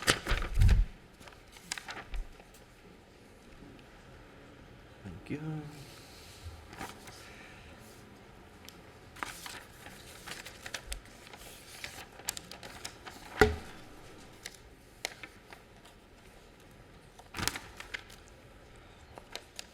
Yes, sir. Good morning, Special Magistrate. I'm Tim Quinones on behalf of the 1369 7th Street LLC. My client purchased this property at a tax deed sale. Immediately upon purchasing it, the property was obviously a nuisance and a blight on the city. He's taken steps, remedied it, immediately got it in compliance, even brought it to the city's attention that there were surplus funds from his tax deed purchase sale to be distributed, and to that end, there's been $68,000 of surplus funds that has been distributed to the city. We're asking that it be reduced down to the costs. My client's not the offending party. As soon as he went into compliance, as soon as he took the property, this is the purchase of the tax deed sales to try to get property in performing condition. And he's taken all the steps to do that. Now the property's in good condition, that money's been distributed, and we'd ask that it be reduced down just to the costs. What was that, what did that money go, what was that for? The surplus funds? Yeah. My understanding is, in correspondence from the city, there was $13,491.93 that was applied to the resolution liens and interest. Then the $55,171.23 was applied to the oldest code lien issue. I have a a number. It's CE0. So they went to some code enforcement liens, and these are still outstanding ones that are being asked to be reduced further. Is that? These are outstanding, but I do need to make a correction on the case ending in 246, because of the surplus, as he pointed out. The amount due on that is $158,028.77 instead of the $213,000. Yeah, and that's what it says on my agenda. Okay. Okay, so that lien has already come down from 230 some odd thousand, based on the surplus from. Okay, I'm caught up now. And I believe the other, I'm not sure, but the 13,000 might have been applied to the other issue. I'm not sure if the city has any records, but they did respond to us saying that it has been applied. So our position is that should go to the whatever reduction that they would ask for, and that we would just be reduced to the costs and the administrative issues that arose here. All right, I got it. Anything else from the city on this one? Well, we agreed they did get to work right away, but as we said, they Did that issue get resolved? Yes, I mean, at that point, the issue did get resolved, or they wouldn't be here. Yeah. But we're looking at 2 pages of Sunbiz listings of property owning LLC, so they certainly know they should get permits. And I'm unaware of the $13,000 that he's referring to. I do have an email from Monique at the city, because the total funds in surplus were the 68,000, so that 55,000 went to the one that he applied, and the other 13,000, the email that we received said it was applied to resolution, liens, and interest. So I can provide that if you'd like, but I do know the city received it. But it all went to satisfy some amount of debt On the this city property. side. On this property. Okay. All right.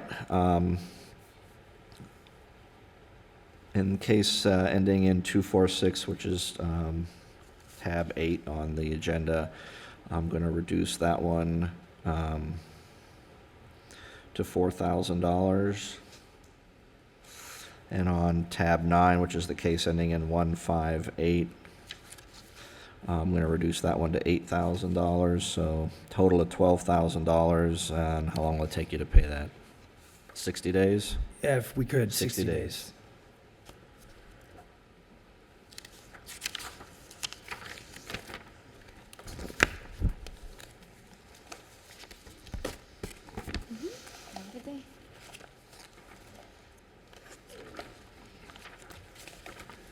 Other matter number 10, CE 18030481, 219 Porter Place.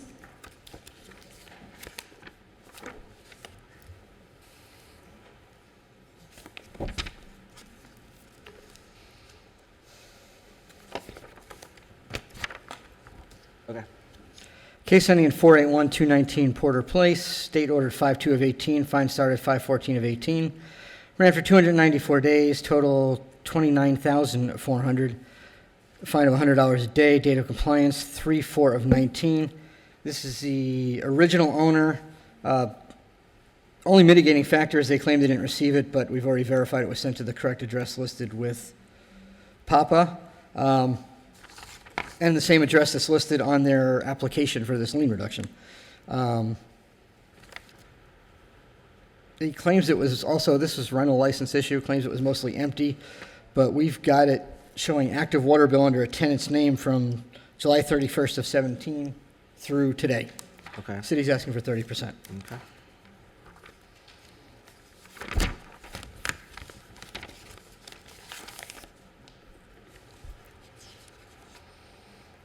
Thank you.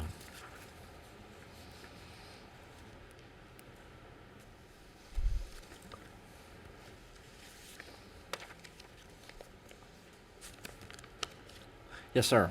Good morning, Your Honor. This is a quick review of... Let me get your name and address.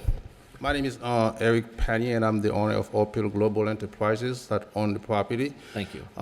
Actually, there was a lightning strike, a palm tree in front of the house, and the inspector sent me a notice, but the notice went to the address. That's not where I operate anymore. I do pick up my mail every once in a while, but I never received the notice.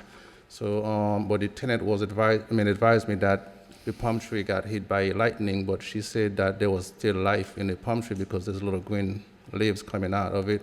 So I was trying to give it time, but I didn't know there was a violation. But I took care of everything.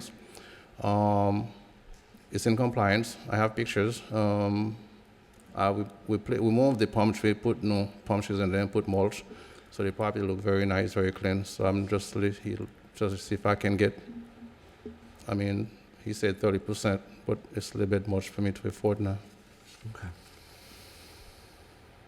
All right. Anything else from the city on this one? No further. Okay. Anything else, sir? No, sir. All right. I've heard what you've told me. In this case, the existing lien is $29,400. I'm going to agree to reduce that to $1,500 payable within 30 days. Thank you, sir. Thank you, Your Honor. Yep. You're welcome. There you go.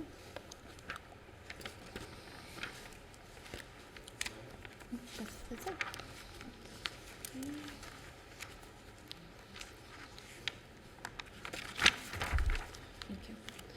Other matter number 6, CE 15110506, 711 Palm Beach Lakes Boulevard, and other matter number 7, CE 15110507, 711 Palm Beach Lakes Boulevard.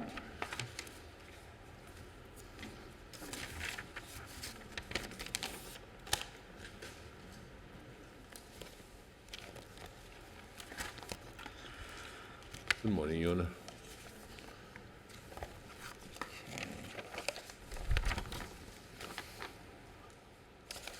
I'm showing 5 different liens. Are there other numbers on the There's agenda? 3 more, but it's different addresses.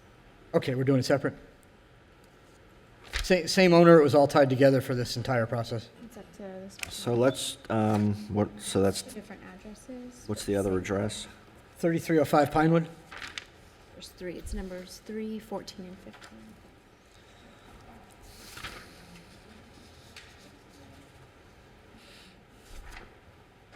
Let's do them by address. Let's do the Understood. 7-Eleven Palm Beach Lakes, and then we'll do the others.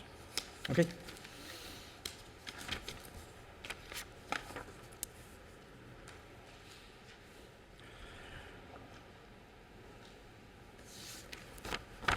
Okay.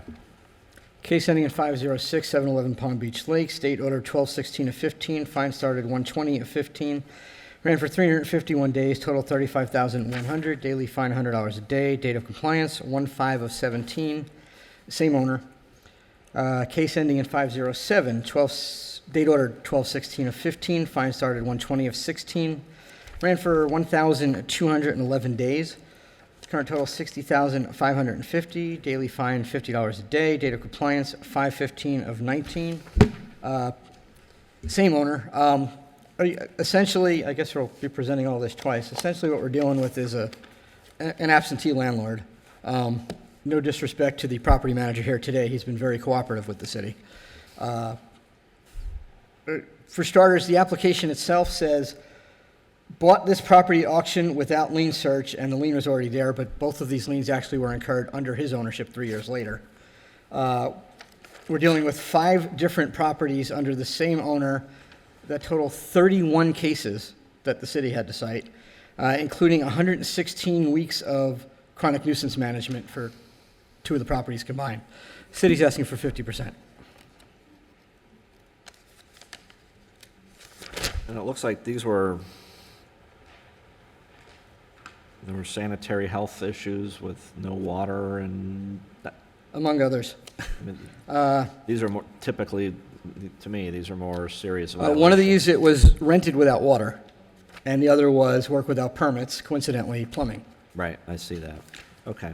All right, let me hear from the property manager. Yes, sir. I'm not really the property manager. I'm the owner best friend. Okay, let me hear from the owner's best He friend. lives in Israel most of the time. He's here a couple months, 2-3 months a year. And he bought those property years ago, hired some people to take care of the problem. He paid them for 2-3 years. They never need anything. About a year and a half ago, he asked me, tell me, what can I do? Can you help me? I said, okay, I'm going to try to do the best I can. And that's when I intervene, and I work very well with the city, and I correct all the problem. I think everything is in compliance now. Everything looks good, you know, it just, Yeah, I don't think you'd be here if it wasn't all in compliance. That's one of the prerequisites to asking for a lien reduction. Okay. Anything else you'd like to tell me on these two? I try to be lenient. The gentleman tried to invest in this country. Yeah. And he loves his country, but he's still working in Israel and France, so he doesn't come here very often. He was relying on the wrong people. Okay. All right, so I am going to reduce these, but, Can I make one point? Yeah. Most of Gerard's testimony basically amounted to agreeing that it's an absentee landlord. no, I get that, and as I indicated earlier, you know, we're talking about. But from now on, they'll be taking care of it. It will be no problem. Yep, and I get that too. So, but these are, at least in my view, more serious violations. No running water, unsanitary conditions. To me, is different than paperwork in terms of a certificate of use or a rental license or even landscaping. So, as I said, I am going to reduce these. I'm going to reduce, let's do case ending in 506. The current lien is $35,100. I'm going to reduce that to $15,000. And then the case ending in 507, the current lien is $60,550. I'm going to reduce that one also to $15,000. So that's a total of $30,000, down from almost $100,000. Now I'll give time to pay that. 6 months. Can you reduce it anymore? That's a lot of money. Well, I mean, the property I still got rented to for deal so with the long. other cases too. So, no, I'm not going to reduce it more than that because, as I said, I think these were more severe violations, and it's the same owner. And But he wasn't aware of the violations. That's the problem at the time. Well, and I appreciate that, but on the other hand, if you're going to be a property owner, then you have to make yourself aware of things. So again, I'm reducing them more than half, and I'll give 6 months to pay those. Let's talk about the other address.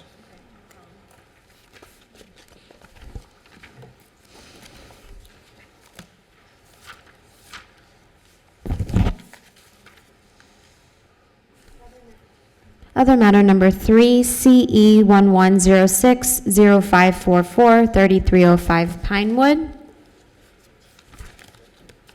Other matter number 14, CE 1608-0038, and other matter number 15, CE 1608-0087, 3305 Pinewood. Go ahead. Case ending in 544, 3305 Pinewood, date order 10/5 of 11, fine started 11/8 of 11, 268 days, total 26,800, $100 a day, date of compliance 8/2 of 12, new owner. Case ending in 038, 3305 Pinewood, 9/7 of 16, date ordered, fine started 10/11 of 16, ran for 346 days, total 34,600, $100 a day, date of compliance 9/22 of 17, same owner. Case ending in 087, 3305 Pinewood, date ordered 9/7 of 16, fine started 10/11 of 16, ran for 346 days, total 34,600, $100 a day, date of compliance 9/22 of 17, same owner. City is again asking for 50% with all the previously stated facts. In addition, this was one of the chronic nuisance properties, which we managed under the chronic nuisance program for him for 63 months. For 65 years? Yes, sir. So, again, a quick question on the agenda for tab 3 and tab 15. There are some references to do not use. I don't remember ever seeing that before. Do you know what that means? Do not use would be an older code that since was changed, and that's how the database that tracks all this It's code. flags it, so you don't Gotcha. wind up using that code Okay, again. I just wanted to understand what I was looking at there. Okay, let me hear from the gentleman again. I'm Yes, going to sir. tell you the same thing that you said, that there's no much difference, but I met with the officer, with Mr. Opola, and I correct everything, and everything is great now. Okay.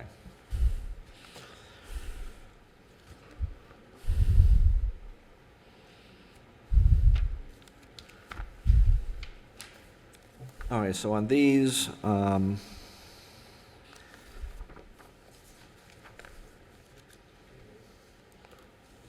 I'm going to reduce, let's see, tab 3, case ending in 544, I'm going to reduce that one to $4,000, and I'm going to reduce each of the other two, tab 14 and tab 15, to $1,000 each, and all that's payable. You can have 6 months to pay the whole thing. Then it's all 5 cases. But if they're not paid, then the liens revert back to No, it their will be original paid. amount. You know, how much is the total? Well, 1, 2, 6.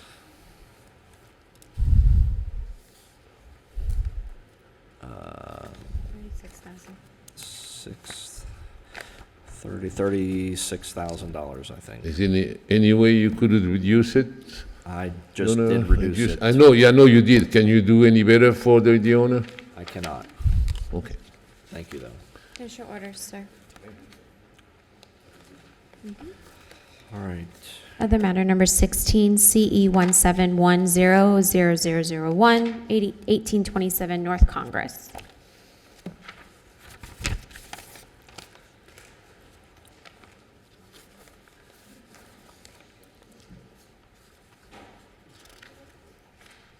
Okay. Case ending in 001, 1827 North Congress, date order 11/15 of 17, fine started 12/16 of 17, ran for 58 days, total $5,800, $100 a day. Date of compliance 2/12 of 18. Same owner, city is asking for 30%. This was a no rental license issue. What was the last thing you said? The case is for no rental license? Oh, right. Got it. Okay. Yes, ma'am. Yes, my name is Angela March. I am standing in for the owner, Cassandra Mickens. She's away taking care of her ill parents. This property was never rented. It was squatters that came into the property and was living in the property. We removed them out of the property, and once I removed them and started looking into the property to fix it up, I ran a title search because I'd done title search for 15 years and realized that there was a lien on the property, and contacted the city to find out what I need to do to move forward with that. And I did everything, and then they went out again and did a search on it, and some things needed to come in compliance. Me and the association brought the property up to compliance. And during the time that the inspector came back out, there was another squatter that I just put out on the 28th. And there's a police report involved in that one, because I had to get the police involved to remove the second squatters. So we went to the point of nailing all the doors and windows, all the sliding doors closed, so that no one else would get back in the property until we move forward on what we're going to do with the process of the property. Okay. Okay. Anything else from the city on this one? Yeah, just on the owners association and involvement in this, they were involved in the lien reduction process. They approached me let me rephrase that. I was approached by the president of the homeowners association, wanting to assist this person in getting the property sold, which we did, only to find out that he is the prospective buyer. He is. I have the email confirming that. Yeah, he is. There's no lie for that. Understood. Okay. Anything else, ma'am? No, and the sale of the property is just what we own, what she owes on the property. Yep. They're not going to try to buy it for more than what it's Okay. what we have for it. All right, this is currently at $5,800. I'll reduce this to $1,000, payable within 60 days. Okay, thank you. Thank you. Yeah,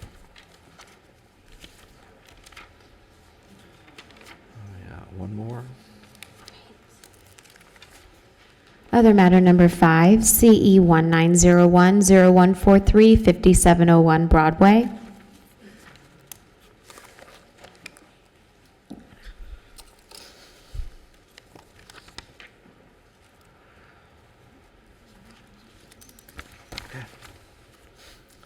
Case ending in 143, 5701 Broadway, date ordered 2/6 of 19. Fine started 2/22 of 19, ran for 63 days. Total is $15,750. Was $250 a day. Date of compliance is 4/26 of 19. Same owner. City's asking for 50%. There are no I'm sorry, were you asking me to stop or? No, Oh, I have my I saw your calculator hand up. here. I'm sorry. No, I'm doing, this is my There are math. no mitigating factors in this case. The application only states that, A, they've appealed the original case, but an appeal made to the circuit court well after the 30-day time limit has no bearing on the lien reduction process, so we object to discussing that as a factor. And they state the property was actually complied, but they were actually granted a status hearing to debate compliance, heard by yourself, and magistrate decided with the city that it was not, in fact, in compliance, so we object to any of that, which really amounts to re-arguing the original case. Of the 4 properties tied into this lien reduction, there were a total of 31 cases cited under their ownership. Additionally, in June of this year, the city attorney suggested they apply for a lien reduction. Over a month later, they did just that. In the interim, they transferred 14 properties, each to an individual trust with their own LLC as trustee, to circumvent the code requirement to bring all of their properties into compliance before a lien reduction hearing could be granted. The last time we've had a situation like that, we actually asked for and received 75%. These 14 properties included 3 liens totaling $79,300 that no longer have to be accounted for to make this hearing. The properties also accounted for another 40 cases under their ownership with the city. Of the properties sitting in these individual trusts, 9 are currently in violation and will also be cited if there's no effort made to abate these violations. Additionally, there were 8 other properties that, during their ownership, merged with other parcels or were sold off that accounted for 16 more cases. That's a total of 87 cases under this particular ownership. Clearly, the city is being left in the position to be property managers, which is not the city's responsibility, and in fact, have an email from their attorney this past February of the year suggesting we do just that.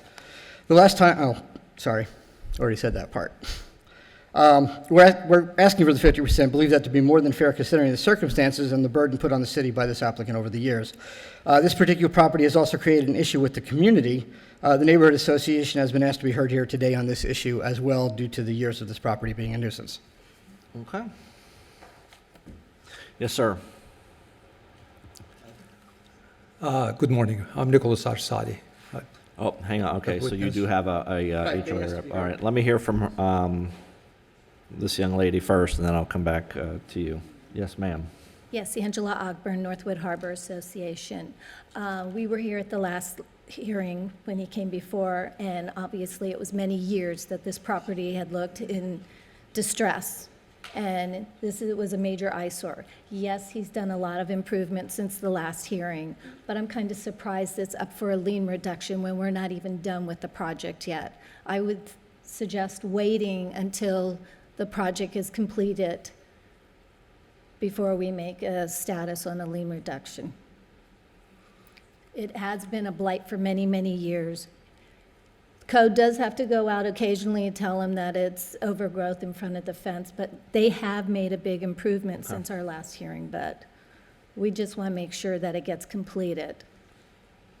Let me ask Mr. Posner, let me ask you a question, just to, if I understand correctly, then the code violation is complied, but the development project is still undergoing. There's still active building permits and work going on. Yes, sir. Permits were first applied for 3 years ago. It is still being worked on. I have pictures dating from July of 16 through, well, this last month for the inspection for this.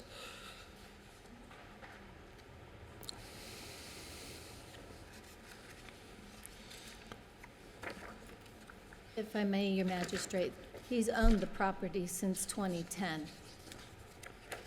Yeah, I remember this one. Once I saw the fence and the columns and such, I remember it very well.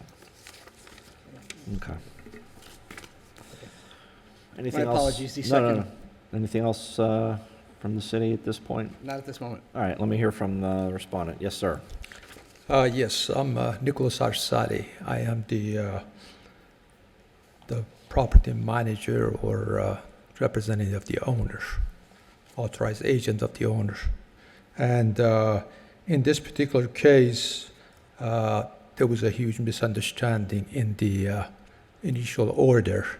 The order said that because the construction fence was in disrepair, needed to have a sealed fence in there, and then the construction goes on. However... Objection, sir. This was discussed in the original case and the second hearing. I remember the case very well. I remember when you guys came back and argued that there was a misunderstanding, and I remember what I said then. So Okay. I'm sorry if my order was misunderstood, but in my mind it was very clear. So Well, that is fine. I remember the case, and I understand Okay. where you're coming from. Okay, basically the code section, the code violation believed that the permit had to be completed, the wall had to be completed, the lights on the column had to be completed before the case closed. And that's when they closed the case, when the wall was completed, final, all the permit and everything, and the light was done. So that was kind of a misunderstanding because the person who came here asking for extension was actually the tenant who thought he's going to get it done in 2 weeks originally. And then he wasn't, but we stepped in and we took over and we tried to do. I understand that was a frustration from 2016 on this project, being a long one that the tenant did not comply, and but we stepped in, and right now it's been progress every day, and it's a major job right now. One of the pictures they provided you here, which is as we speak right now, the crews are working there, and the wall is done, very nice. The inside's been done right now. They're putting the landscaping done, as shows in the picture, with all the palm trees and everything was that's required. So that's basically, and a couple of correction here. As far as we transfer properties to ourselves, that is correct. This is not correct. The transfer was to another entity, and they can speak for themselves. And we did have, when we did file for the lien reduction, we had 4 properties, which they're all in compliance, including this property. It is in compliance with the code. The permit and the final permit should be done. The landscaping is done. All the others done. The only thing is right now they're doing pavings and the final touch-ups there, which should be done. That's for the homeowner association benefit. And as I said, we are here obviously before you for a lien reduction, and that was actually suggested by the city attorney to do a lien reduction in the case, especially because of the appeal that's going on. So again, it's up to the city and up to you all to see if we can reduce this. We go ahead and pay it and close the case and resolve the matter. If not, I don't know what to say. So, but we have, for the record, we do have a lot of property in the city, and until recently, we have been cooperating with every code enforcement here in the city, and we have been getting so many letters of compliment from the prior mayors in the city for helping out. So. Okay. Mr. Magistrate, just to clarify, the city attorney's office recommended to the property owner that he had an option of trying a lien reduction, but of course the city attorney's office does not indicate that that should imply that any particular reduction. Of course, that's always left to you, with the case being under appeal. And I think This case is in an interesting posture, and I'm listening to everything everyone's saying, but I was looking at the lien reduction criteria in the code. And then the reason I think this is in an interesting posture is because although the code case may technically be in compliance, there's still it's still an active construction site. It's still, so I'm trying to see.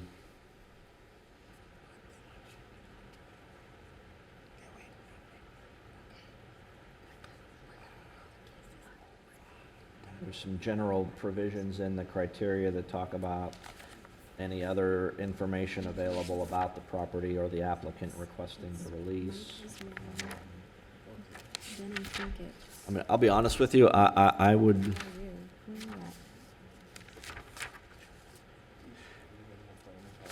you stand a better chance of getting a better lien reduction if I see what this project looks like when it's done than in the middle of a construction job. I'd be inclined to reserve ruling on this until this project is finished and then see what it looks like. And I will tell you that I think you stand a better chance of getting a better result from me in that case. We have no problem with that. So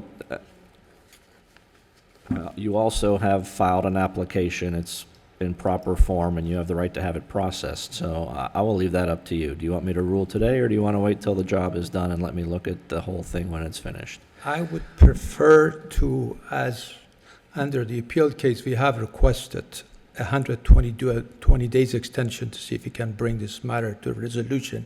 And right now, most likely, if the city attorney agree, we can go and extend it because the project is about to be finished and we are hoping to be finished, so we come before you. And if we can resolve it through a lien reduction rather than going. Yeah, I mean, is there any legal issue with if I reserved ruling until the project was finished and wanted to see the complete project? Is there a jurisdictional, I think that I can do that, can't I? There's not That's like something we've encountered before, so. Right, yeah. I mean, you know, your witness, I think, makes a very good point. It's technically, it's not part of the code violation. On the other hand, what to me, where this thing lands at the end of the day is going to be important to me in making my decision. So, and I'm not making any promises in terms of what I'm going to do today versus what I might do then. But I suspect if I see a top-notch completed project and testimony about that this was brought in for a landing, you know, with good faith and everything, that might weigh into my decision. So again, I can rule today, but I'm happy to reserve ruling on this and bring it back after it's done. I have no problem, as I said. Obviously, we got permits on the property and it's going. The only permits still working on, and believe me, they've been working on it. I'm sure they've been witnessing every day right now, a group. And this is this is probably $200,000 or $300,000 project. It's not something that can be done. But I don't have any problem with that. We postpone it until the job is finished. Then If that's going to be resulting in some good reduction. But if the matter is going to be we wait and then at the end, the city wants to argue the same cases for everywhere else and whatever the Southern Engineering has done, then maybe we should resolve it because I don't really see that. If there is a potential for reduction, major reduction, I have no problem with holding on to this decision until. Okay. And again, I'm not making you any promises or guarantees. I understand what I'm saying is, but then with your agreement, I'm going to reserve ruling on this, and why don't we bring it back after you get your certificate of completion or whatever. After we finalize your the permits are permit. closed out and final, and we'll look at it then. Can the city ask a question? Yeah. Will a factor in the eventual ruling being how long it takes to complete this? It's been going on for a rather long time. That would certainly be something that, you know, again, as I said, I'd want to hear about good faith efforts and bringing this in for a landing with you know, proceeding in good faith. Yes, That sir. will be part of what I will consider in addition to what the final product looks like. Absolutely. Okay. Then that's with the respondent's agreement. We will. I'm going to reserve ruling on this one and bring it back after it's a finished project. Okay, thank you.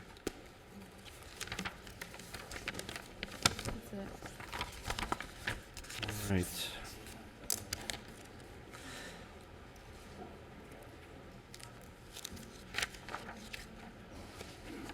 That's it for the other matter agenda. All right. Do we need to take a 5-minute break, or are we good? Let's, all right. I've got to go to the bathroom. All right, we're going to just Just 2 minutes. we'll take a quick 2-minute break.